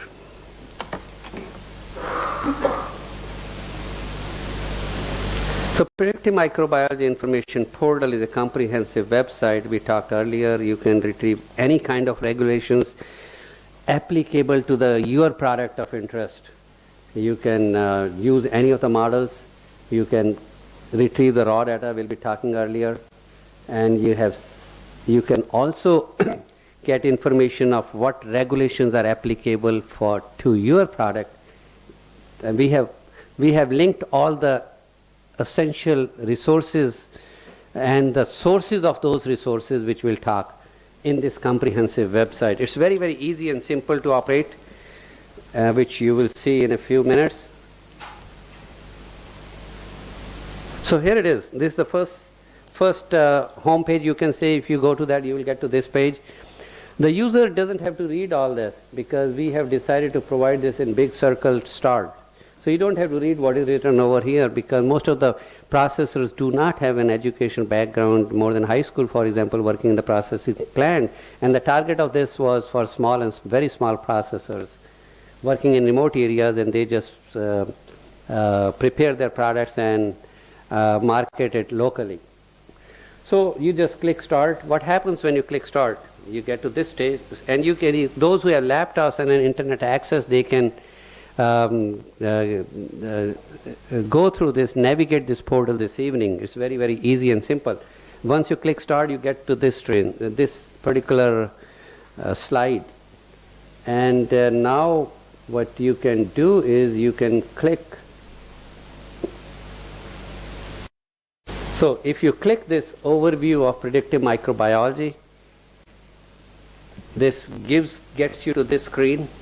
Here what we have decided to do is in a few pages, 3-4 pages, we have tried to summarize the basic concepts of food safety microbiology. For example, what are the phases of bacterial growth, lag phase, log phase, stationary phase, what are the phases of bacterial death, shoulders, linear decline followed by the tailing of the survival curve. We have also provided information on the pH levels of the different foods and the pH and water activity and temperature, gross temperature range of different pathogens. So if the pathogen, if your product has a pH, let's say 5.5, you can just go to reading these pages, you can just see, okay, what pathogen would be of concern in your product. And also we have provided the sources from where we obtained this information, so that you can go to the original source if you want to get further information. And also we have provided some information on the steps for model development. What are the different steps? What are primary models? What are secondary models? What are tertiary models? And somewhere in the portal you can also see how these models which we have can be, if they're models for developed under the isothermal conditions, how these models can be used for under the dynamic environment. We have provided some explanation and given an example for that too. Any questions? So I was looking for this square, I didn't see over here, so in my previous slide. So this is tutorial. So based on the feedback, we are trying to improve it to make it more and more user friendly so that it could be used easily by the user. So after we launched it at the Drexel University in Philadelphia in 2007, we got some feedback from the users, and they said, well, you should have a tutorial section also in this portal. So we decided to come up with this tutorial section. It's just if you navigate, it tells you the step, it gives you the step-by-step instructions on how to navigate through the portal and obtain the necessary information. So in 15 minutes you can go through this tutorial and you can get a better understanding on how to use the portal. So if you click this pathogen modeling program, then it takes you to this particular screen. Now you have two options over here. Either you access the online version or you can download. So you may want to question what are the difference between the two versions. Originally we used to have the download version only before we launched this on our website and made it available online. So, but our ultimate goal is going to be to have all the models available in both the versions. And at this moment, based on the availability of our funds, we are adding our newly published models in the online version. And there was, based on the feedback, in this download version, initially we came up with 99, a model for Clostridium botulinum in beef gravy, and later on we realized when we developed the models in the food products, actually we found that model was not a good model. So finally and that was being endorsed by the agencies that time because that was the only model available. Now since we have the models in food where the pathogen gets the nutrients instantaneously, so we found that the growth is much faster in food. So based on that, we decided to get rid of that particular model from this download version and off for Clostridium perfringens. And there was another feedback we got from the regulatory agencies to have the Clostridium botulinum model available as a first priority, make it available in both the versions. So our Clostridium botulinum beef gravy model is available in both the versions. So we do make some modifications based on the feedback from the users, from the industry, or from our sister agency, that is the Food Safety and Inspection Services. Their inspectors use our models all the time when the industry is striving to comply with the regulations, or when the industry has a cooling deviation, for example. So now we are getting to COM-base, and I do have a separate presentation on COM-base. But to tell you briefly, it's a relational database on food microbiology. It contains thousands of data sets on growth, survival, and inactivation of foodborne pathogens under environmental conditions that are relevant to food processing operations. It's a major international collaborative effort of our institute and the Food Safety Institute at the University of Tasmania in Australia. And Mark Hammond, who used to work with us, moved to Australia to work over there.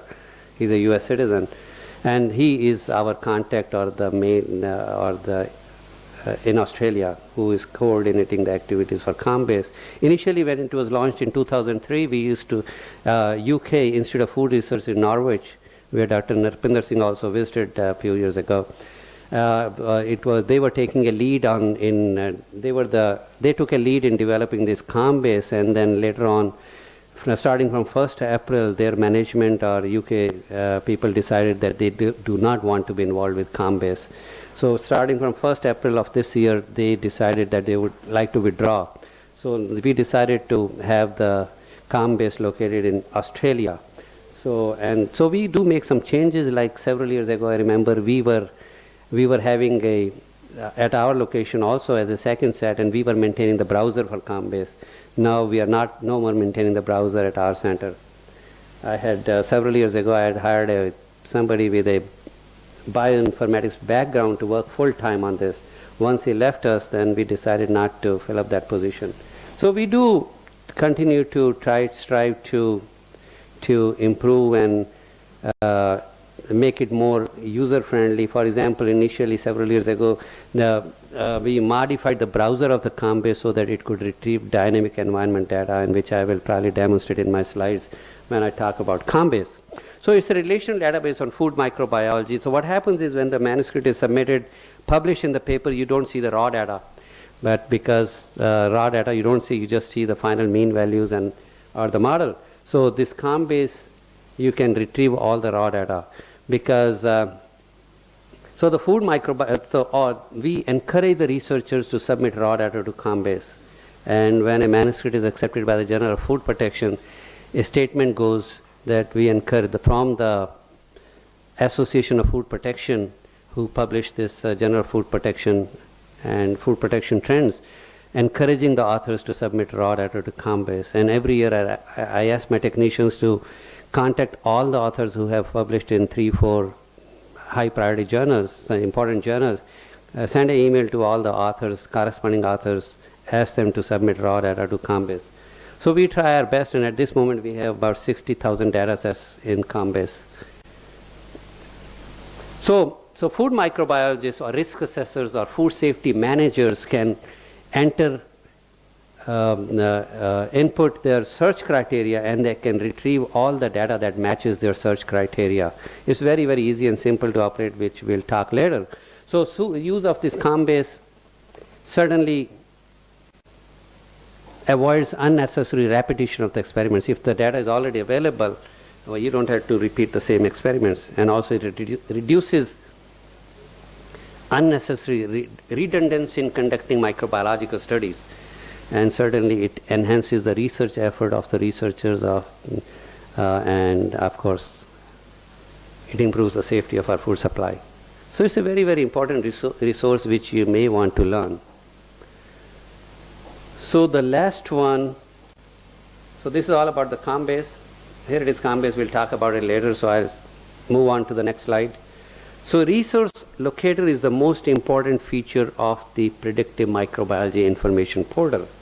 If you click this, and here is my contact information if you want to contact me, because I'm the one who is responsible to maintain and continue to expand this portal.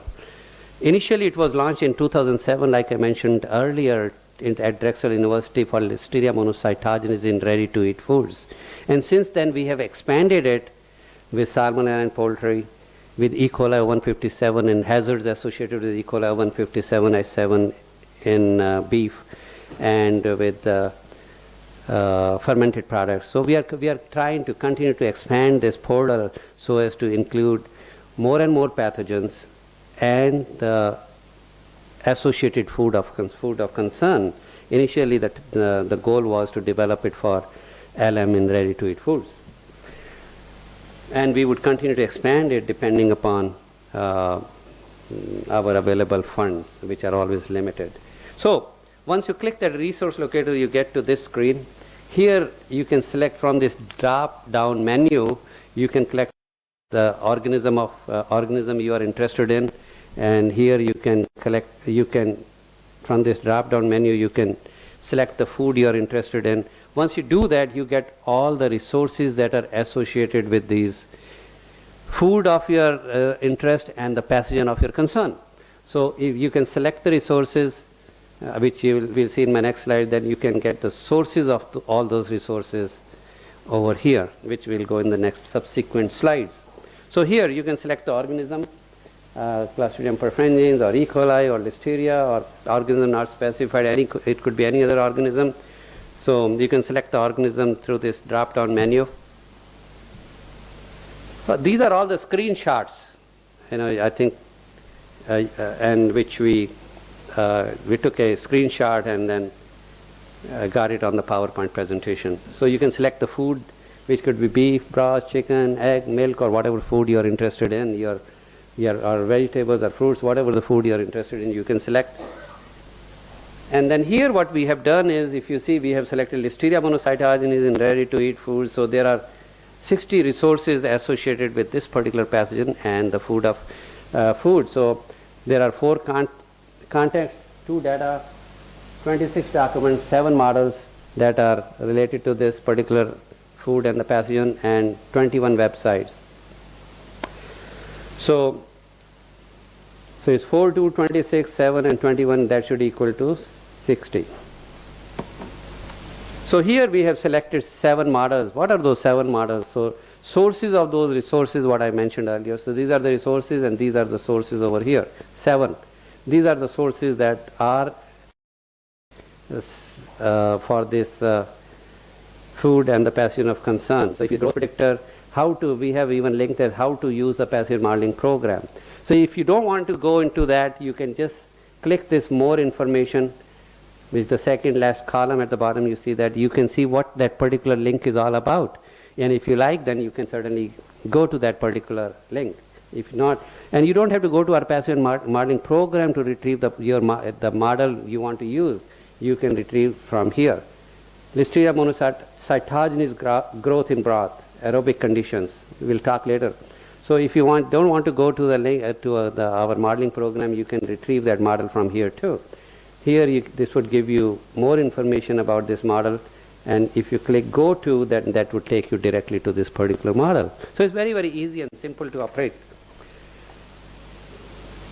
So this, what I have done is here, went to this link, USD Agriculture Research Service. There are 4 links over here.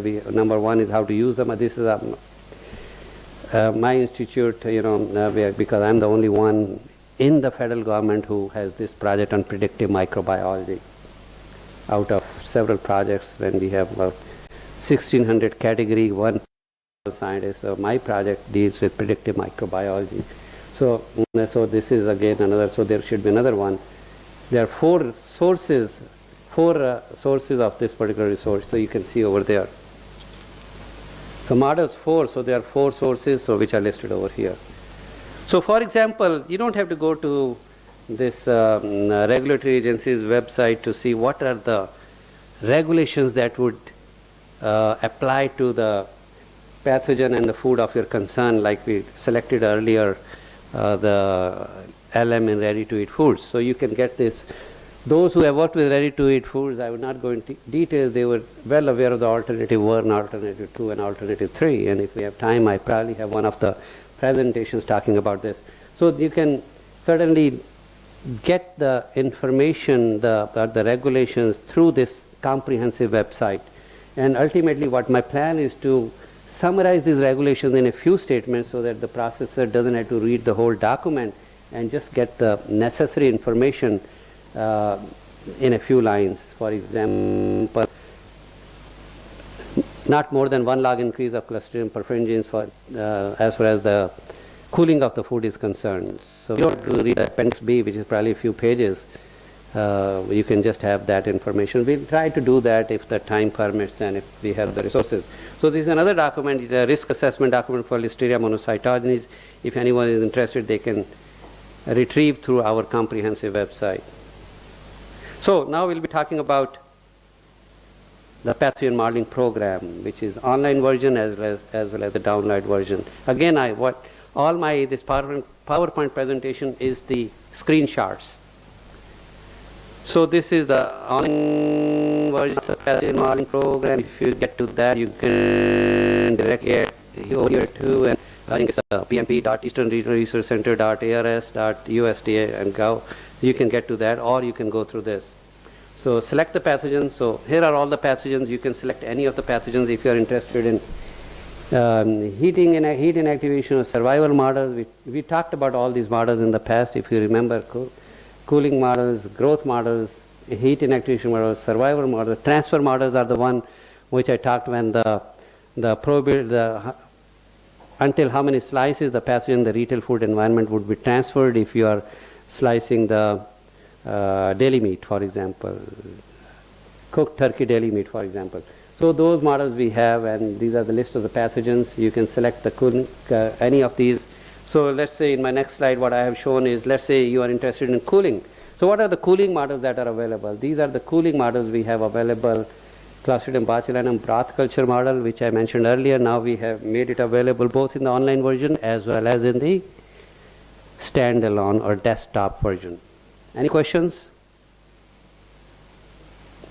So the ideal scenario would be that if you have your laptop, you can retrieve that and go through this yourself or online, But you can do it later too if we don't have the time, or if you are interested in any of my other presentations. Yes, go ahead.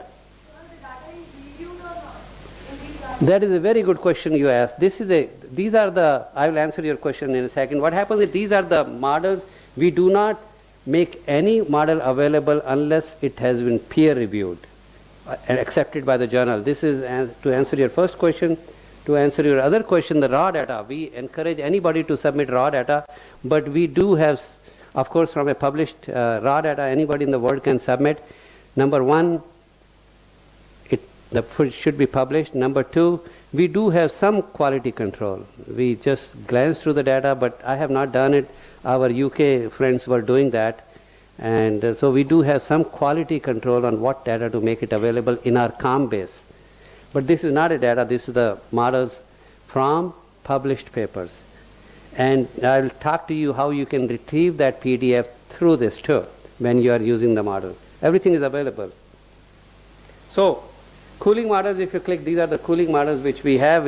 First of all, in the 90s, I came up with in the broth. And then later on we decided, well, we should have the models in cured and uncured products too. So this is cured pork, cooked. This is I'll talk about it in a minute. So this is a cured pork. We had uncured beef, uncured chicken, uncured pork. We came up with, I have published all the papers for cured and uncured products.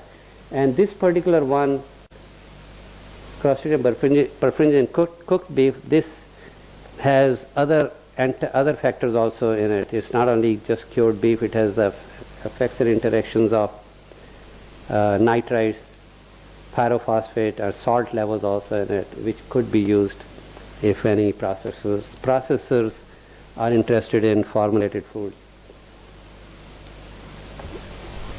So this is all I have for this particular slide. So here it is. So if you decide to that, oh well, you're interested in uncured beef model, so you just click that, then you get to this screen. So what this is showing is, this is the cooling curve, and this is the growth of the pathogen. It's very, very easy and simple to operate. For example, if anybody can read over here, it says here how to enter the data. Model based on parameters in table 1. Okay. Just once. So what you need to do is, there are instructions over here how to enter the raw data in the Excel spreadsheet.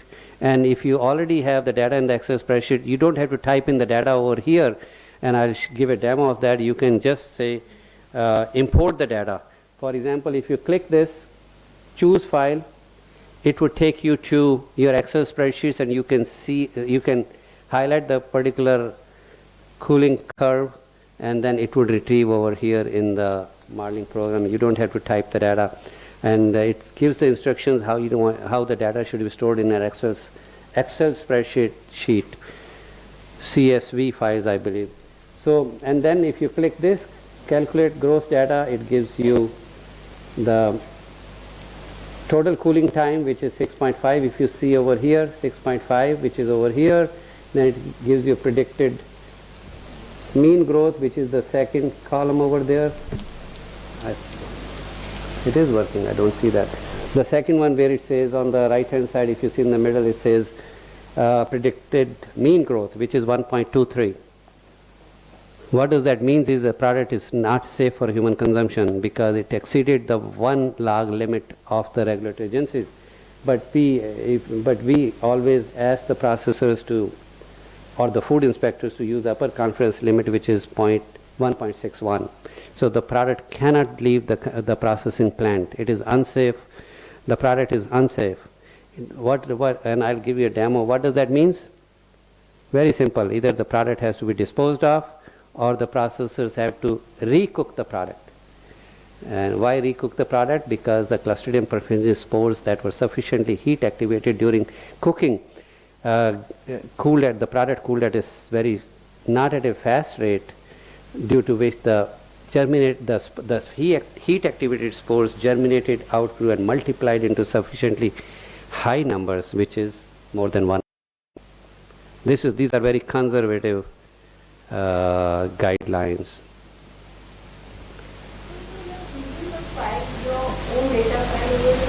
Yes, not my own data file. The data file that was recorded in the processing plant. Let's say that, which.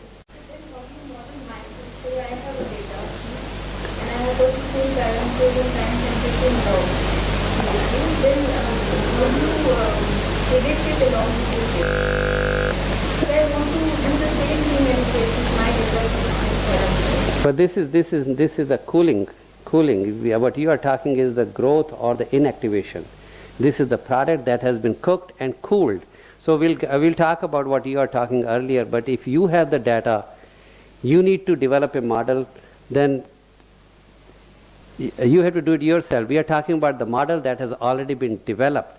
What you can do is you develop a model from your data, and then and another thing which you can do is that then you compare your predictions with this. Another thing is, let's say you have the data, okay, and you know and then you generate the lag time and the log time or the d values. Then you can compare with this how your d values compare with the predicted d values, or the predicted lag time and the log time of the pathogen. If how many hours it takes to increase by 3 log using this modeling program, and then compare with your modeling program, your data which you have collected in your lab even before you develop a model, the raw data. How this is helping you to model your data? You have to use your own softwares to develop your models. No, this is not giving you an idea. This is not giving you an idea. What this is showing you is the models that have been developed and how they could be used by the industry, how they can be used by you when you collect the data in the lab. get this type of cooling curve? No, it's not. You don't have to get the cooling curve. Why do you have to get the cooling curve? Let's say we'll talk about it. The way it is practical to you is, let us say that you are developing a cooked product. You are marketing a cooked product. Okay, you are marketing a cooked product, a formulated cooked product. Okay, in which you have 1% salt or whatever it is. You are formulated. You are cooking it. Now there are FDA inspectors. They say, well, you have developed this, you are marketing, we don't want you to market this product. First thing is you have to show us that during cooking your cooking time and temperature is sufficient that would lead to 6 log reduction of salmonella. I showed the regulations. You did that. Let's say, well, here it is, here is the documentation. We validated that. Then they would say, okay, well, you are preparing big pieces of meat. We need to see that you are cooling at a sufficiently fast rate because the cooking is fine. It killed Salmonella or Listeria monocytogenes, but we are not convinced. You cannot market it because spores were not killed and they would have grown during cooling.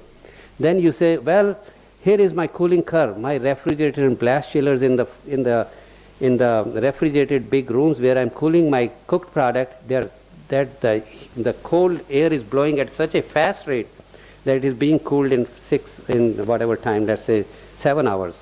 And then you have a data logger that monitors the temperature. You have to document that. How do you say? And certainly the cooling rate is never linear, exponential, because of the high initial temperature of the food and because of the exponential nature of heat removal. It cools very fast initially, and then when it goes to, let's say, 35 degrees centigrade, it cools slowly. So if the product stays in that ideal gross temperature range, which is around, let's say, 42 for Clostridium perfringens or 44, then the pathogen would grow. So how these models are used is, so you have now developed a cooling curve. You have your data logger. So that has shown, okay, this is the rate the product was cooled. Then you plug that cooling curve, time and temperature of cooling over here, or if you have the Excel spreadsheet from the data logger, you transfer in your Excel spreadsheet, you retrieve over here.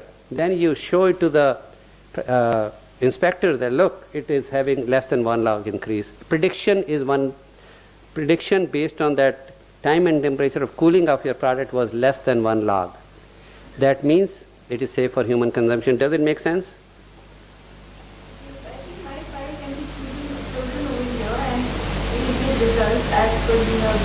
Yes.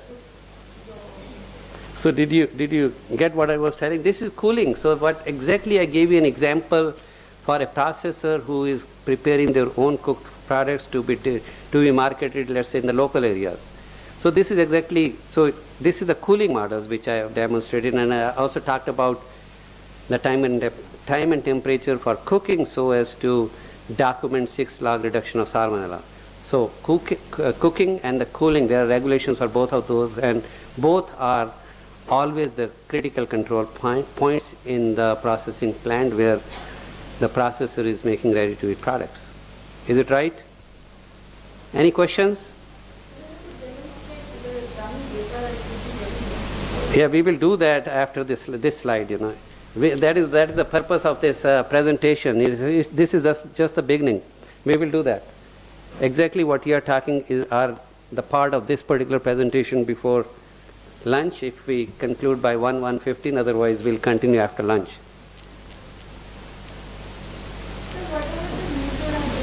What is what? Yes. What is your question?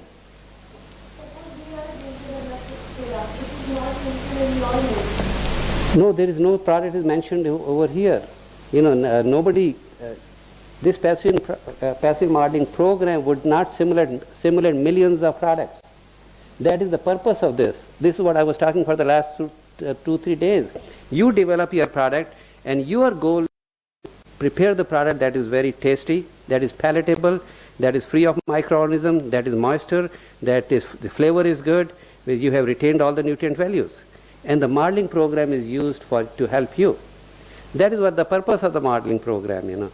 I cannot take, if you pay $100,000 maybe, or $50,000 or $20,000, somebody can develop a model for your product, but you don't need that, you know, because your product has what you call exactly 1% salt. You are not trying to vary the salt after you have developed a product. So the modeling programs are used for you to help the processors in developing a new product. Did you understand?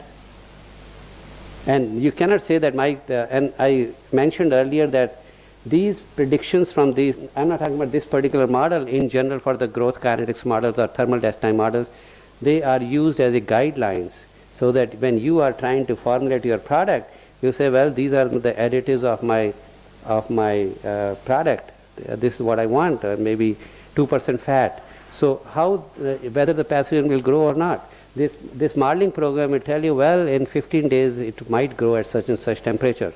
So this gives you a very good guideline now. Now what you need to do is, you don't have to do 100 experiments to find out. You already got a lot of indication from the modeling program. Now you validate in your product. Is it really true or not? If not, then it might fluctuate a little bit, so you can do a second experiment and you're done. You don't have to just blindly go to do thousands of in the lab, and moreover you don't know, small processors have the resources to do that, because each sample or each experiment costs a lot of money if the services are provided by somebody. Any other questions? Another limitation for Indian continent of the country, lots of vegetarian food is there. Yeah. This portal is usually dealing for meat and vegetables. No, we are developing, for example, that's a good question. For example, my interest is also to develop a model for fruits and vegetables, particularly when the food is being transported from Delhi to Madras, for example, or Chennai, or Srinagar to Kanyakumari. There is a chance that the produce is being transported in a refrigerated truck. But what happens during that, the refrigeration system breaks down. And when the product is delivered in Kanyakumari, for example, and is accepted by those people, they see, well, it is still at the 4 degrees centigrade. But there was fluctuating cyclic and cyclic temperature reviews occur during the transportation. So I would like to develop a model, and there are one or two models from Japan. The fate of the pathogen during fluctuating temperatures encountered during transportation, distribution, or handling in the supermarkets. So certainly we'll try to develop those models, So this answers your questions about fruits and vegetables?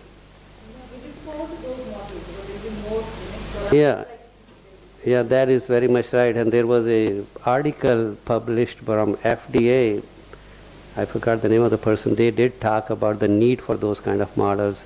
2-3 years ago, somebody from FDA published that article. So,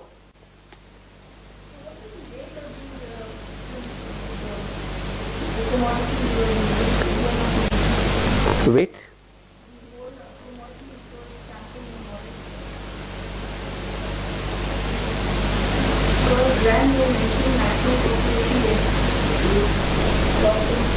Maximum population density of the pathogen. This is talking about the colony forming units. The 8 is the colony forming units. We have not sampled anything here. It is not it is only it's not even there is no sampling. It's only telling you that, okay, if the rate and extent of cooling which your data logger has, time and temperature of cooling, whether this surviving spore formers will grow or not to more than 1 log. And I'll talk about it in my next slides. You'll see that I'll give you a demo. And if you have a laptop, you can see that how the rate, if you change the time and temperature for cooling, how it would change the relative predictive growth of the pathogen. So here, this is a very good, in the same model we provide information on how to format your data. So if you see here, this is what be in text format, either CSV or this format in the Excel here to save your spreadsheet.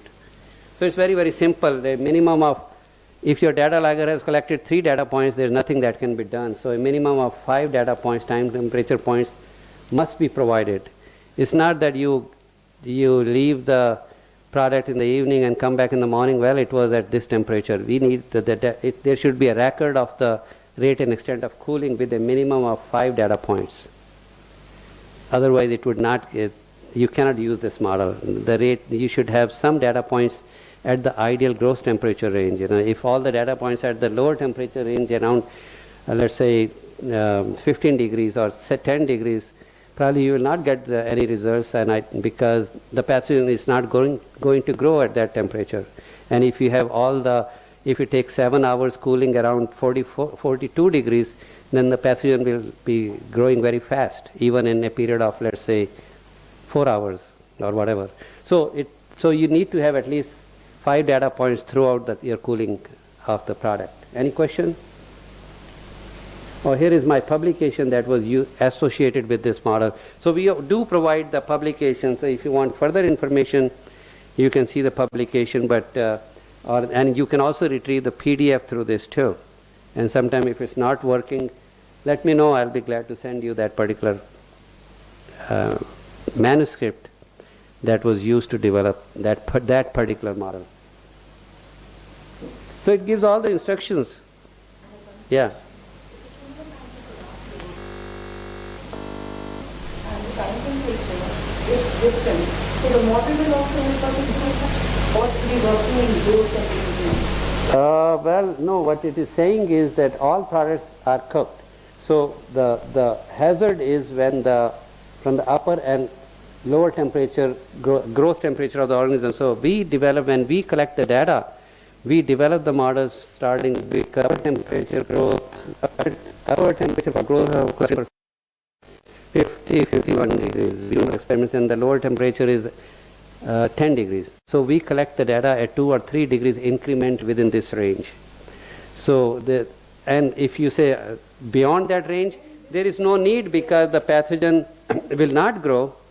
And if it is the cooking temperature, even if the spores have grown during low temperature long time, cooking of the products, the vegetative cells would be inactivated because the temperature is sufficiently high. So the concern will be only the deviations which are happening in this. That is absolutely right, and I'll talk about it later on. What happens is the USDA says, well, we want the product to be cooled in a period of 6 hours.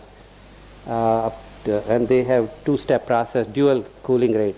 So if the processors does not want to do that, they want to come up with their customized cooling process, or there's a cooling outage, we want you to use the pathogen modeling program and demonstrate and document less than 1 log increase. It's very simple. And this is extensively used by all the processors every day, and sometimes they don't understand, and they do give me a call all the time or send me an email. Any other questions?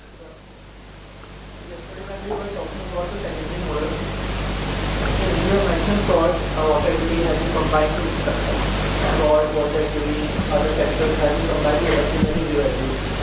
Would we use the salt that NaCl has been using? Huh? NaCl, yeah. Those the standard salt we are using. KCl or KCl, yeah. then it will not given or It would, because what happens, I mentioned everything because the type of humectant you use will have an influence, and a lot of people have published the papers with KCl too, particularly with the ready-to-eat foods, because of the concerns with the sodium levels. That is true, but it probably has an effect on the flavor of the product. then we before RD we have settled, and we are using KCl Yeah. and model would be not same. That is very good question you asked, and what I said was the models are used as a guidelines. Not make much difference. You can use our model with NaCl and then say, well, it would be, let's say, 65 degrees for 1 minute would be enough to destroy 6 log reductions of salmonella, and you are using KCl. You already got all the information, just have to validate in your product. It's very simple. KCl, a lot of people have substituted NaCl with KCl. I've seen that, That is true, particularly with ready-to-eat meat products.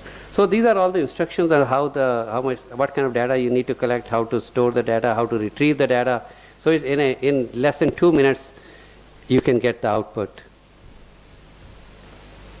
So here what I have done is it's a screenshot again where I have talked about the heat inactivation models we have in the online version of, we are talking about the online version of the pathogen modeling program. These are the 4 models, and all the models we have were developed by me in the last decade or 2. So these are the heat inactivation models we have for Listeria monocytogenes, E. coli, Salmonella. These are the 3 major pathogens. So this, that is a, well, what I decided is I came up with a formulation that I used as a beef gravy.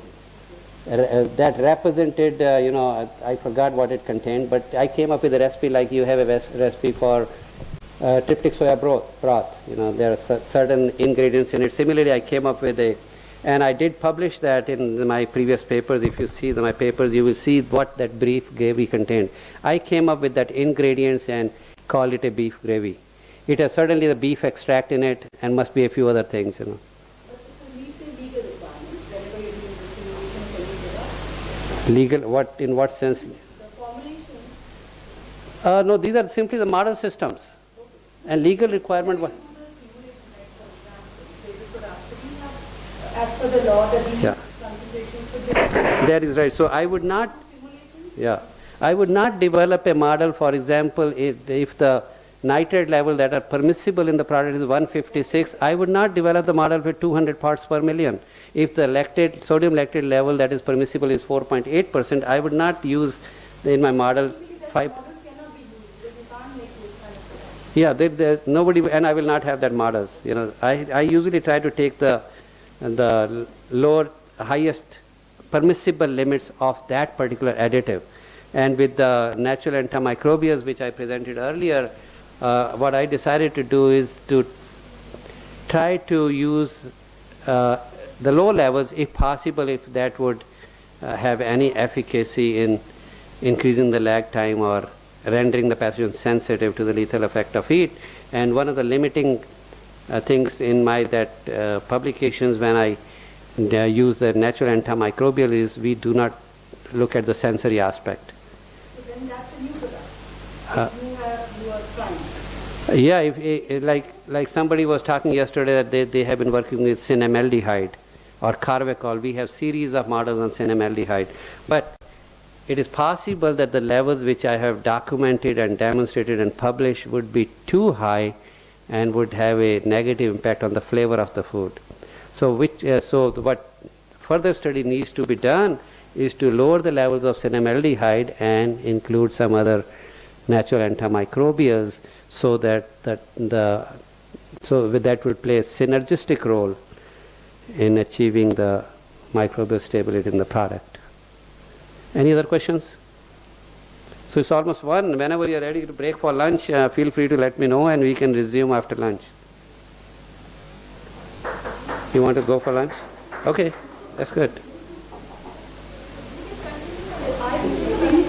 Sure. So it will Okay, and certainly ideal thing would be if the coordinators can make the what you call internet access in the room so that the attendees can have I can give a live demo and they can practice. If not, then go ahead and practice this evening at home, and tomorrow we'll be glad to continue our discussion. Anyhow, so this is the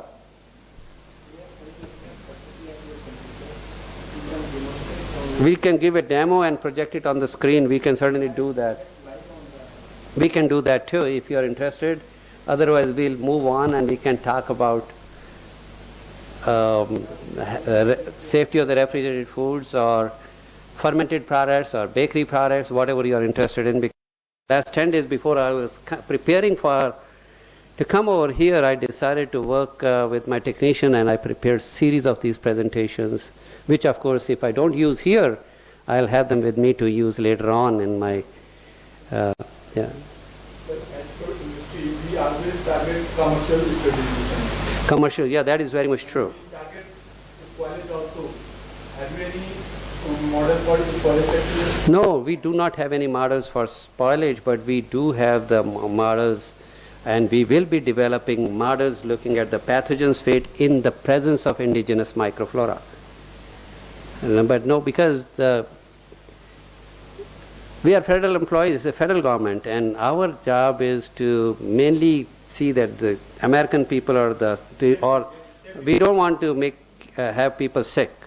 And talking about this, I don't think there's any interest I have seen to develop models for spoilage pathogens, because certainly in case of co-cultures or when the spoilage microflora are present, they would compete with the desirable microorganisms. For example, they will compete with the pathogens and would not allow the pathogens to grow to a hazardous level. But we don't have any models for the spoilage pathogens, spoilage microflora. Big challenge for us because we store raw material and we have a further process. And after processing there is no hazard. But when we store, there is a big problem for. So what you can do is one thing.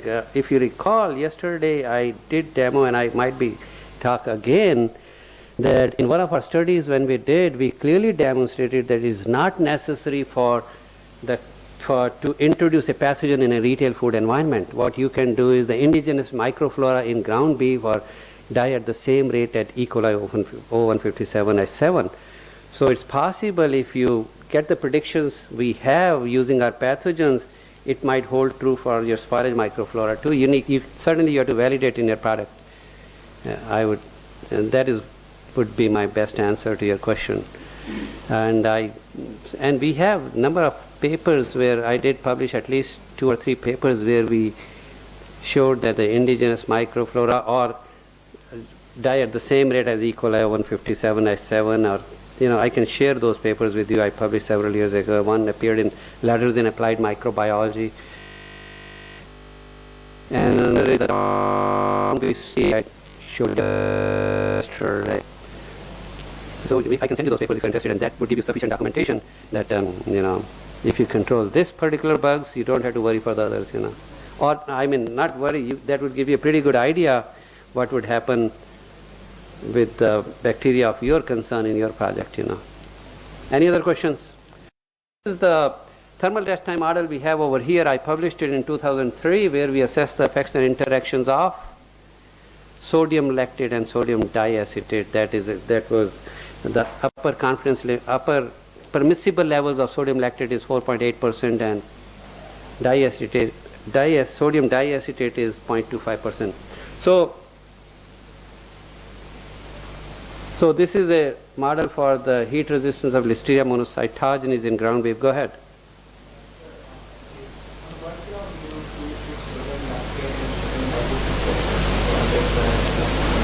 Because a very simple reason, these are the permissible levels, and lactate and diacetate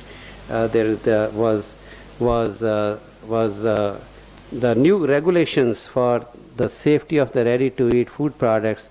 They came up with this, that these are the ones that would control Listeria monocytogenes, lactate and diacetate.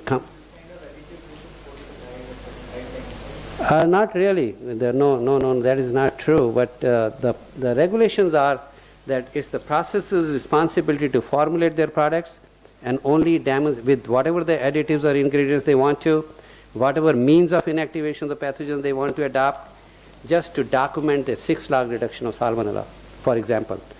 So if you use lactate diacetate in conjunction with other additives or pH, that would control Listeria monocytogenes, but there is some, I know that if you use the higher levels of sodium lactate, it would have a negative impact on the flavor of the food.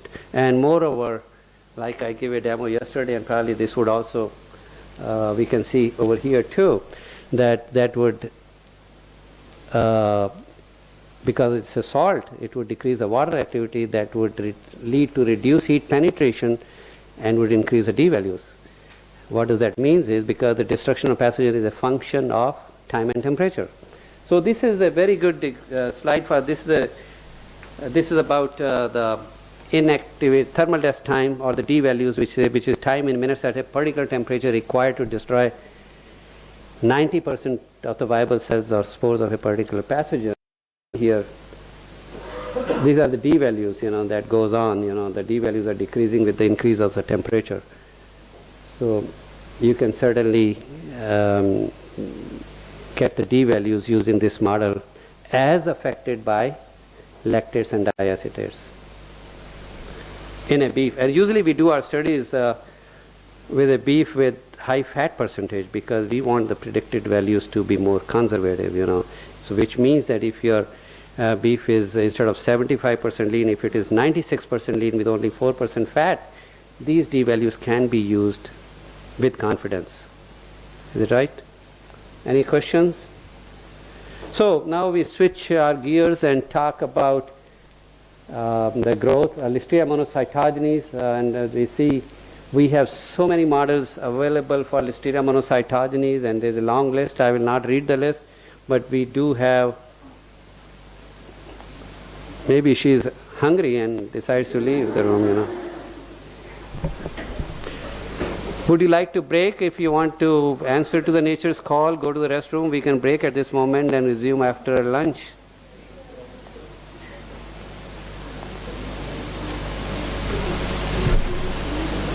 Would you like to break for lunch? Go ahead. Then don't be shy, we can talk after lunch, This is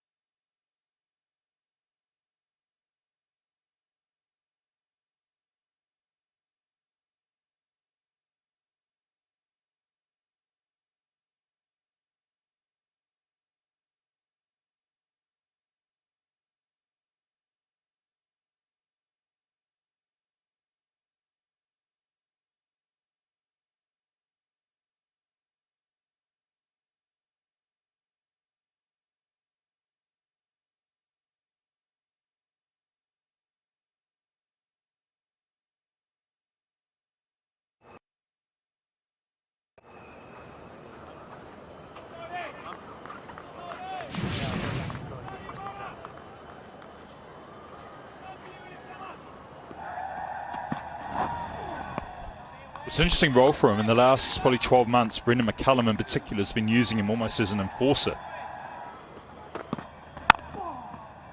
Oh, another one. Lovely piece of timing. Behind square once again. He's got this through, and that'll be 4. Leg side this time and put away by Murali Vijay. Oh, there's no slip. The gully will just watch the ball go past before runs. No fielder there. There's a short gully. And it's a superb shot. 600s, and this is what we would want. A start like this in a big home season. Hotstar, go solo.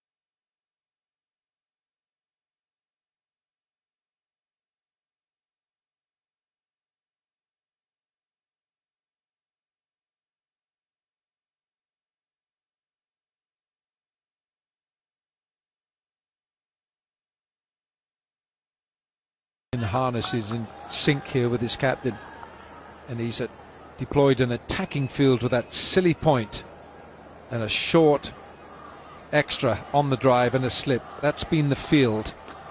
Well, Mitchell Santner, for most of his spell, he's into his 13th over. Most he's bowled in an innings is 35 overs, and that was last month against Zimbabwe in Bulawayo. 35 overs, 2 for 105. I've enjoyed the difference in speed, the speed variation that we've seen from the left arm spinner.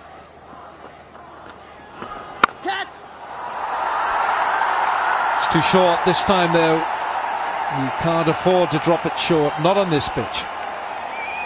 And what you're watching as well now, we've seen a lot of square cuts go for boundaries.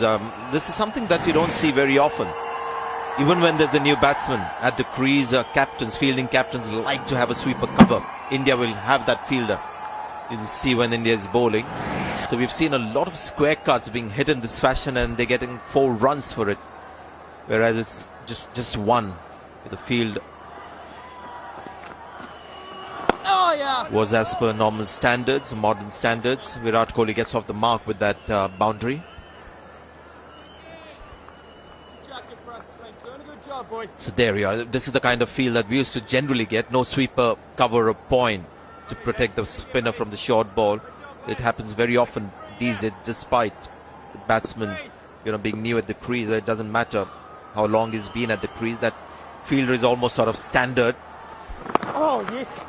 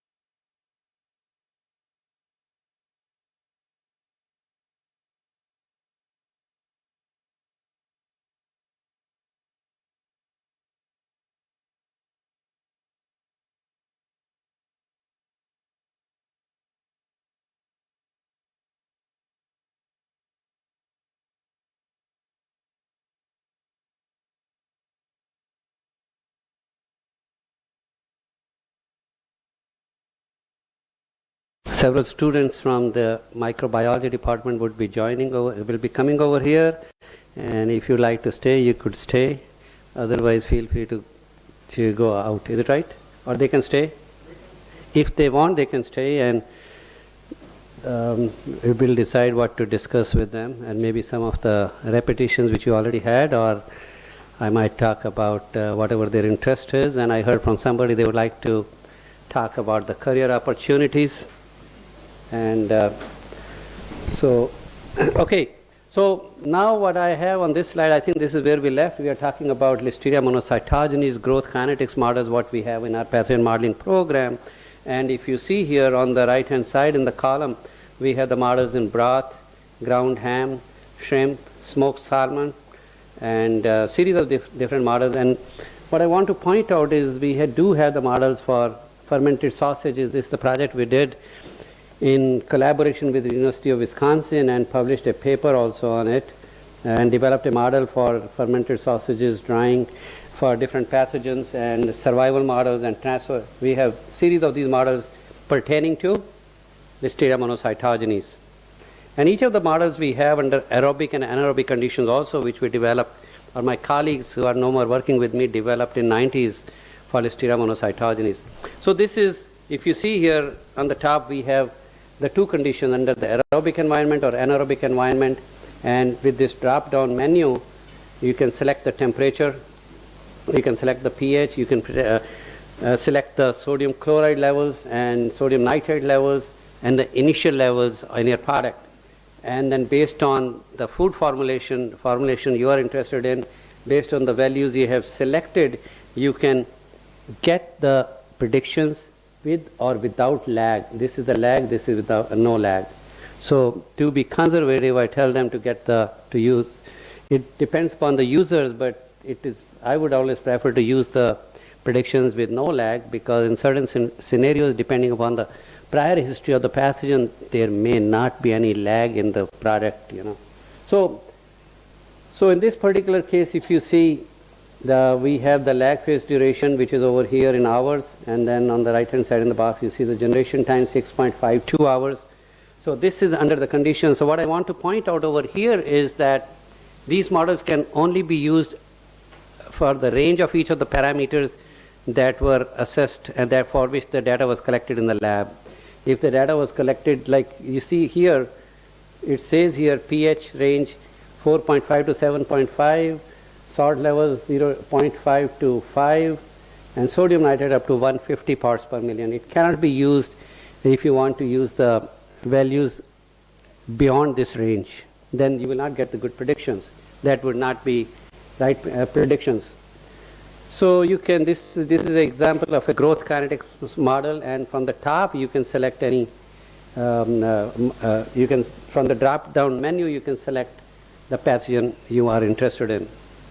So now this was all I talked about the online version of the pathogen modeling program. Now I'll be talking about our standalone version of the pathogen modeling program. I have already written over version 8, but because of some technical problems, it might take a week or two more when this is available on our website.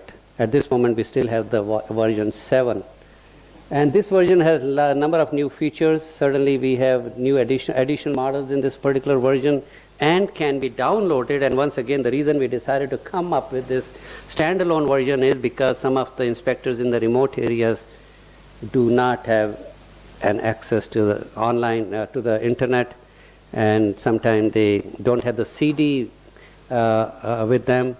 So that's why we have this online version also available on our website, which can be downloaded after they register. So this is a PMP, pathogen modeling program, where you can predict the growth, survival, and inactivation of the foodborne pathogens in its environment. In other words, how the pathogen will respond in the food under various conditions. So this is a repository of models that estimates the behavior of pathogens in the specific environment. We have the growth models, inactivation model, thermal, non-thermal.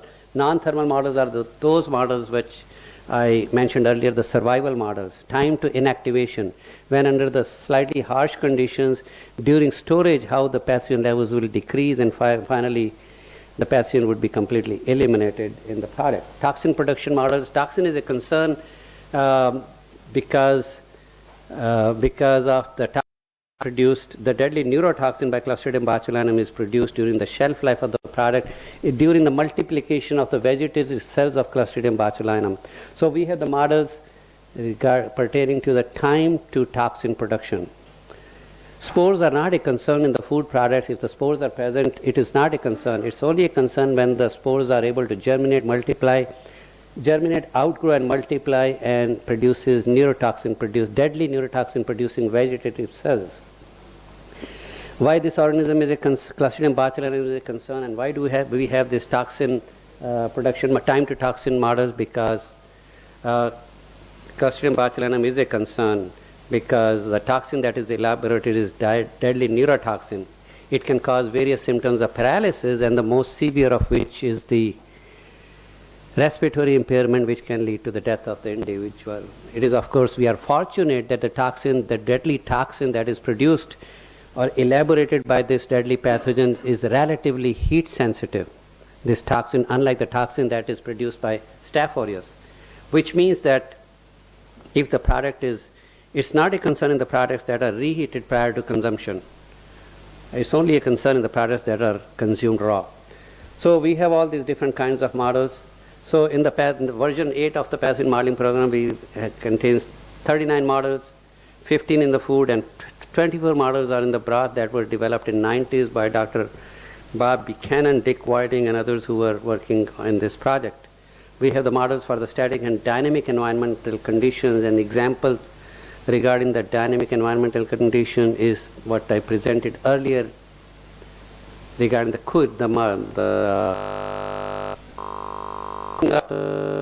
products, and those models are extensively used in the disposition of the products that are subjected to cooling deviations, and of course the models are used to determine compliance with the regulatory performance standards. This models, our standalone version of the pathogen modeling program is downloaded about 7,000 times in a year, and I usually get at least 2 or 3 queries from the users every week when they have problems regarding pertaining to the use and interpretation of the predictions from this model, from these models. So we have the models for growth, inactivation, survival, cooling, irradiation. We have 6 models for the irradiation. Time to turbidity, and the time to turbidity is that, and then time to toxin.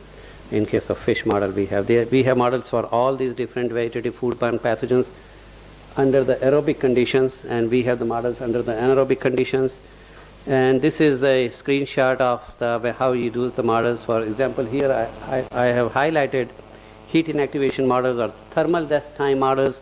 What are the different models we have? Like I mentioned earlier, we decided to get rid of the Clostridium perfringens gravy model from this standalone version because we had some concerns with the predictions from that model.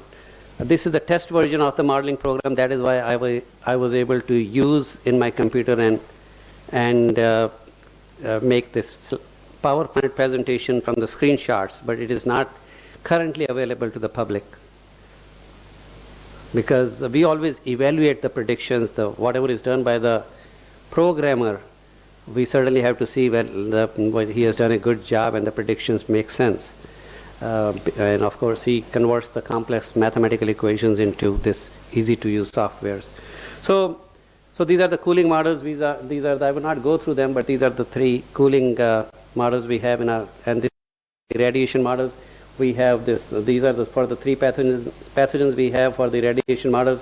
And within the Salmonella typhimurium, we have 3 other models: sterile chicken meat and non-sterile chicken meat and chicken legs. And then for the sterile chicken meat, we have the models under the aerobic condition as well as under the anaerobic conditions. That is what I have listed over here, air and vacuum. So this is Listeria monocytogenes. We have the models for the NaCl, and of course the water activity, the same thing. So this is because of some unknown reasons, because this programming was done by some other individual who is no more alive now. he came up with this multicolored outcome of while doing the programming. So if you see over here, you can always change the temperature between 5 to 42. You can change the pH between 4.5 to 8.5. You can change the sodium chloride through this drop-down menu. You can change the nitrate level, then you say initial level of your concern, then you can get the predictions with or without lag. In this case, we see with the lag phase, with lag, it is 1.3 hours is the lag phase. You can also get the data in the graphic forms, and if you want the data in the tabular form, you can click this second last box in the middle above the graphs, show table, so you can get the data in the tabular form too. So of course you have to click this calculate gross data after you enter your conditions of interest, and you can get the lag phase, you can get the generation time over here in the middle square you see, and then you can get the time for 3 log increase, which is what your interest is. And the 3 lines you see in the graph, one is of course the prediction, and the other 2 are the lower and the upper confidence limits.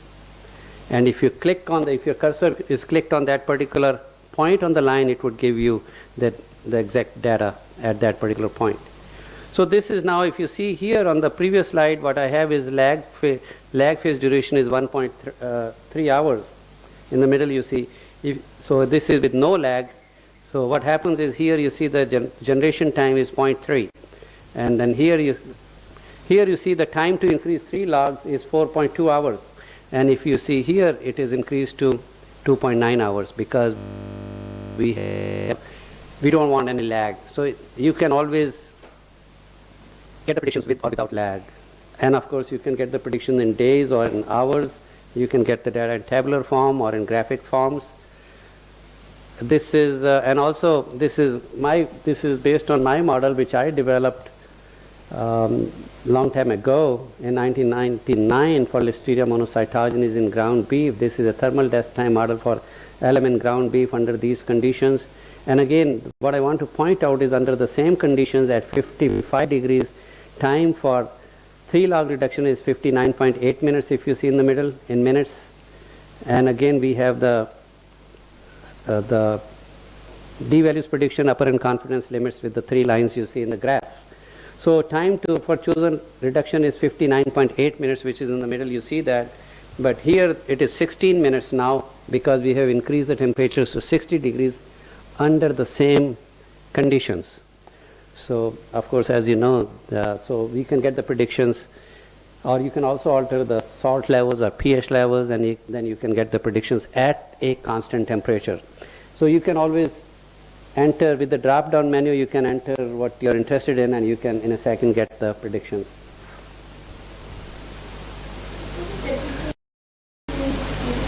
Yes, temperature should be written over there is 55 to 65. And the publication is over here, and if you click this link, it should take you directly to that publication, and you can download and save in your computer from this link that is provided. And also what we have done is at the end, you see right hand side, we have provided the related publications also. Over here, if you see there is a square on the right hand side top, related publications, you can retrieve the related publications also if you click that blue square on the right top. So this is Clostridium. Yeah.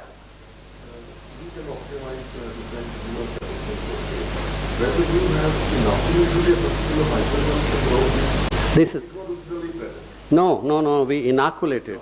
What it used to do is I have the option, it's a principal investigator who decides how you want to do the study. So in the past I was doing the study with irradiated meat.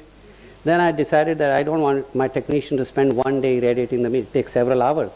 Then I decided, okay, what we would do is the media which I presented yesterday, okay, we'll play it on a non-selective media, leave it in the biological hood for 2 hours or 90 minutes, and then overlay with the selective media. So just to save time, we decided to go with.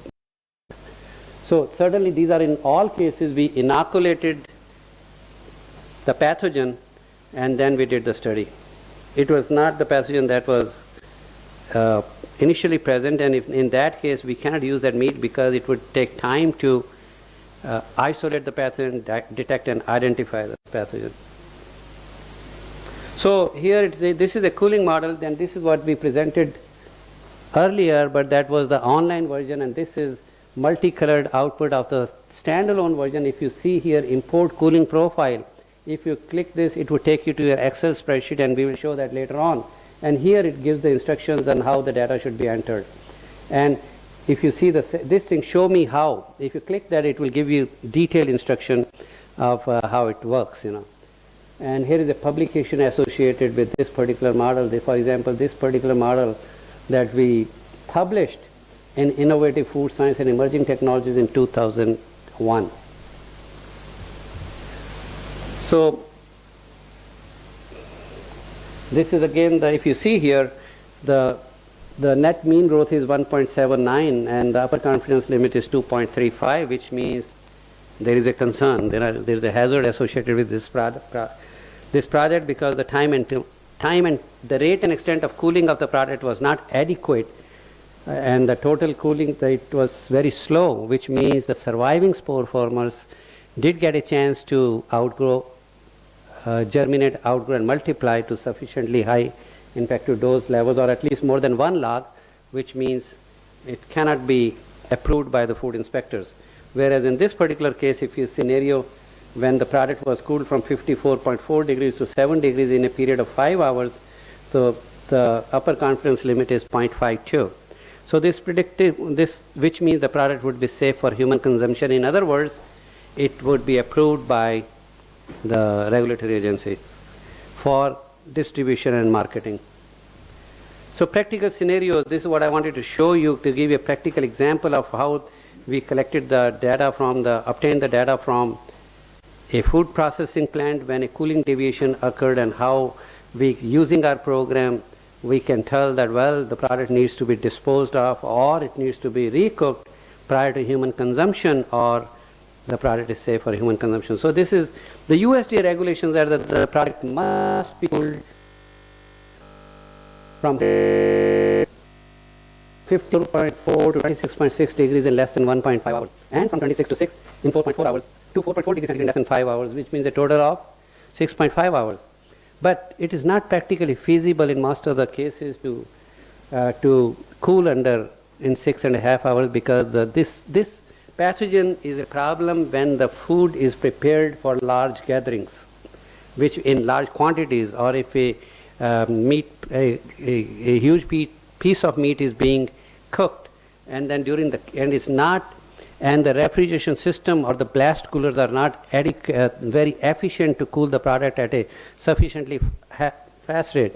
So the processors had the option to demonstrate to the FDA or FSIS inspectors that, well, it had less than, during their cooling process, the pathogen growth was less than. So here it says here, in the case of cooling deviation or temperature abuse, manufacturers must prove that the growth of Clostridium perfringens is less than 1 log. And why Clostridium perfringens is the target? Because this is the most rapidly growing foodborne pathogen. And in the future, I believe it is not practically, the food industry have been having some concerns that this is a very, very strict regulations, and there is a justification for that. And the justification is usually the prevalence level of Clostridium perfringens in the retail products, for example, is about 1 to 2 logs. And the infective dose is 1 million dogs. So 1 log increase is not going to make people sick. So they have been complaining, the food industry has been complaining that these regulations are very strict. And there is a justification why these regulatory agencies came up with 1 log is because it is not known at this moment what happens to Clostridium botulinum during the cooling. Because the regulations are that if the regulatory agencies decide to extend the cooling rate and extent of cooling from 1 log to 2 log or 3 logs, the problem is it is not known what would happen to Clostridium botulinum, because the performance standard states that Clostridium botulinum should be in the lag phase during cooling. There should be absolutely no growth of Clostridium botulinum. Why is that so? Because It is not known how many cells of Clostridium botulinum produces a detectable level of toxin. And once the study which I am currently doing in collaboration with the University of Wisconsin, once we finish that study in 2-3 years and develop the models, then the process, and demonstrate that during cooling, what is the number of cells that produce a detectable level of toxin, and develop the cooling, additional cooling models for Clostridium botulinum, it's possible that regulatory agencies might consider relaxing these strict performance standards. And if what is that? Huh? That is a very good question you asked. It's a very simple answer, because for the growth candidates for Clostridium perfringens, we would like to inoculate with a low number so that you can get a sigmoidal curve. So you need to have you need to go to, and for heat inactivation, we will start with a high number so that we can get a survival curve. That is Listeria and Salmonella. Certainly, it depends upon what kind of model you want to develop. If you want to develop a growth kinetics model, you will start with low numbers and look at the growth at periodic intervals. And if you want to do the heat and activation thermal death time model, you certainly want to see a destruction of at least 5 to 6 logs, which means you would start with a very high number. Is it right? Yeah. So that's very simple question. Is it right? So this is the FDA. FDA also has the same kind of recommendation. The product should be cooled from 57 to 21 within 2 hours, and from 57, I think there's some mistake over here, within a period of 6 hours. So total time is 6 hours. So FDA and FSIS, they are different. USDA is FSIS is a part of USDA, and FDA is separate. That comes under the Department of Health and Human Services, and they have their food code, which you can retrieve online. So they both have the regulations for the cooling of the cooked products, which are more or less similar. So this is what I wanted to show you. This is what are the regulations we just talked about. In this cooling deviation, the product cooled in 15 hours. And this is scenario number 1, which was actually happened in the processing plant. So this is the data logger Excel spreadsheet. So you can, the processes, like when I was talking about the port, I said that you can look at the regulations, regulatory document. So this is Appendix B. If you Google Appendix B, you can just see the same slide you can see on your laptop. So you go to the pathogen modeling program. This is the online version I'm showing over here. You select the pathogen, and now it's very simple. If you click this choose file, that's over here, then it takes you to the Excel spreadsheet. You can highlight that data, that cooling curve, and then you click open. Then it takes the data over here. So once it takes the data over here, you can click calculate growth data, and then you can see this. So here it is 15 hours, which we talked earlier. This is 15. Here it is total cooling time 15 hours. And what is the mean relative growth? It is 7 logs. Over here, if you see, is 7 over here. And these curves, what are these curves? These curves, the one that is going down is the decrease in temperature when the product is being cooled, and those that are going up are the pathogen growth. So the center line is the actual predictions, and the upper and green and the red are the upper and the lower confidence limits. So upper confidence limit, if you see under row number 5, is 7.09. And Clostridium botulinum, like I mentioned earlier, it should be under the lag phase. So you see all these are net growth, it says, but the model which we developed, we clearly provided a note that if there is a 0.3 growth, that means it is under the lag phase. So confidence limit, if it's 7.09, so what happens is that, so since it is more than 1 log, the product should be destroyed. That is the final conclusion. Or the product needs to be recooked and then cooled at a sufficiently fast rate. This is another example when the product cooled in a period of 12.5 hours. So here is what happened in 12.5 hours. which was recorded in the time recorded in the and then what happens is that, and also if the data is collected in Fahrenheit, this program automatically will convert the data into centigrades. So you don't have to again retype that. It depends upon whatever you use, Fahrenheit or centigrades. There is automatic conversion over here. And so at the bottom you see the data in the tabular form also. So here it is 6. Here if you see the net growth was so you go to the Excel spreadsheet, which is cooling deviation number 2. You highlight that, and the data comes over here, and it's 12.5 hour, and then you see the upper confidence limit is 0.87 over here. Second here, if you see that. So this is 0.87 over here, which means the product is safe for human consumption. So the products would be released without any further action because it is safe for human consumption. It did comply with the regulatory performance standards, and this should be my last slide, I would think. So here is the contact information myself.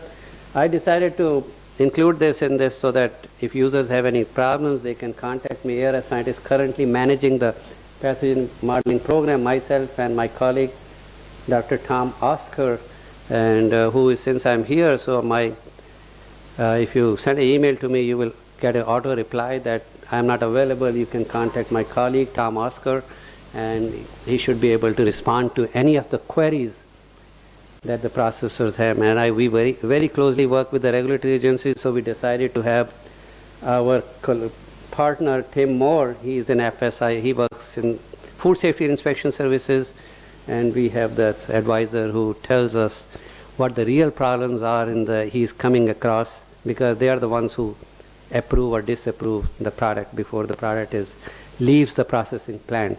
So he works very closely with me all the time. So these models are extensively used for developing HACCP plans, developing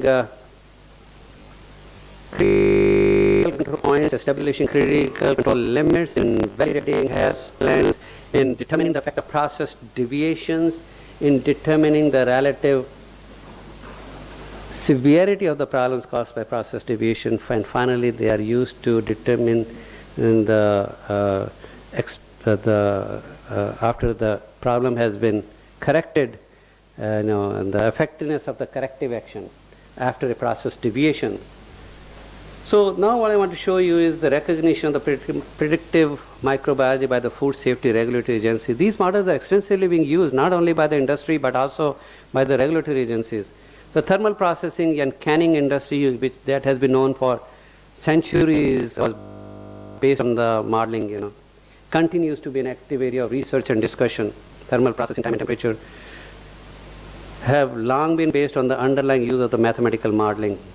So this is what I got a screenshot about that, about the cooling deviations thing, and it should say somewhere that not less than 1 log increase. If the results of the computer modeling or sampling program can ensure food safety, so certainly in case of cooling deviation, the product should be disposed. So this is again I would not read this. This is again from the European community's guideline. In spite of the limitations, predictive models remain viable tools. So they are extensively being used not only in the US by FSIS, but by Europeans and by the governments of the other countries. So Codex, you must have heard about Codex. Again, they state that predictive mathematical modeling established for the food in question. They also endorse the use of predictive models. If you notice that they spell modeling with 2 L's, and we in US spell modeling with 1 L. So this is again the guidelines and mathematical modeling, and they again talk about the mathematical modeling. This is again from Codex, effective use of mathematical modeling. And this concludes my presentation, and so we are done at the right time. Any questions? Yes. Do you have any models cocktail of two pathogens together? Cocktail of two pathogens, no, but why do you need that? You can just use the individual pathogens and see. Yeah, yeah. We did have some papers on where we co-inoculated several pathogens and enumerated that and particularly quantified the growth of the pathogens.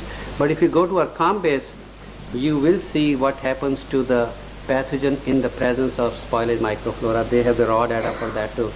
And also during the storage, what happens to the spoilage microflora pathogen and the pH of the product, for example.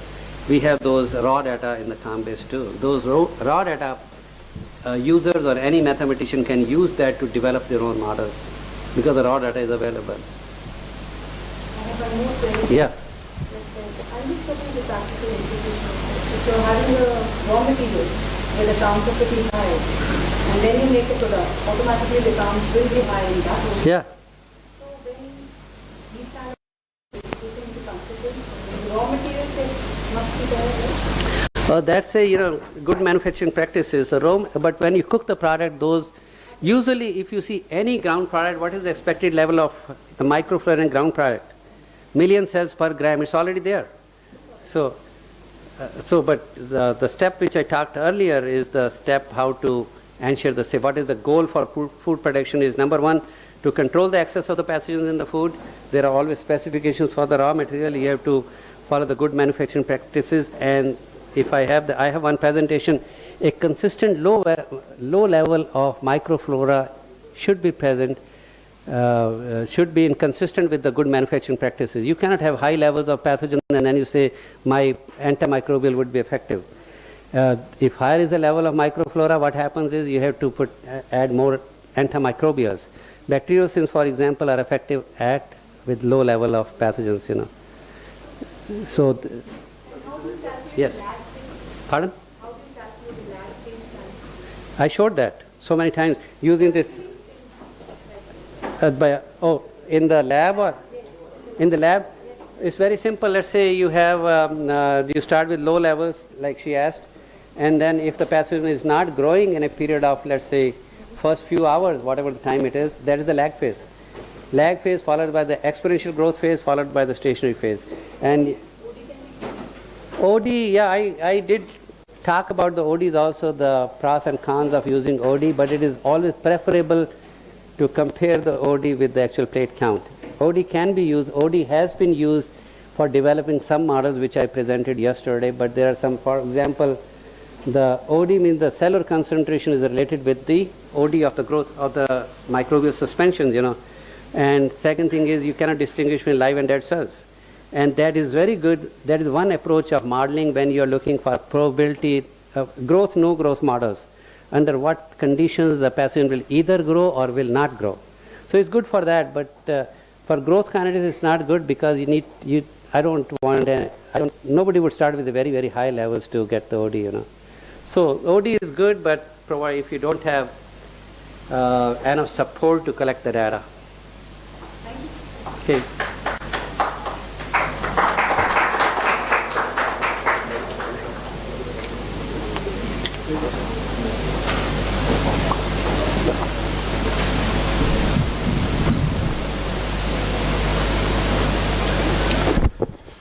Now we will have next session. Dear Dr. Oda, Dr. Sani, Dr. Chadda, and the faculty and the student from Department of Microbiology. Little information about Gian program. Actually, this workshop is being organized from 19th to 23rd September, and the funds for this has been provided by MHRD, right? And it is very competitive funds. It is very difficult to get the funds for, arranging the program under Gian. We started on the 19th September, and before I give you what till date has been covered by Dr. Juneja, I would like to introduce Dr. Juneja first. Dr. Kumar Juneja is the lead scientist in the area of predictive microbiology and is a group leader, you can say, in the Eastern Regional Research Center, USDA. Winmore, he graduated from GB Pant University of Science and Technology in the subject of animal sciences, right? Veterinary medicine, okay. And later he did PhD from the University of Tennessee in the subject of food technology and science. Dr. Juneja is among the most leading authorities of food safety research. He has developed national and international research program on foodborne pathogens. Dr. Juneja frequently organizing educational workshop on microbiology modeling, specifically on the use of ARS pathogens, ARS pathogen modeling program. He has published more than 300 research papers, 45 book chapters, 9 books. He served as co-author of International Journal of Food Microbiology till 2011 and was associate editor in Food Microbiology section of the Journal of Food Science published by Institute of Food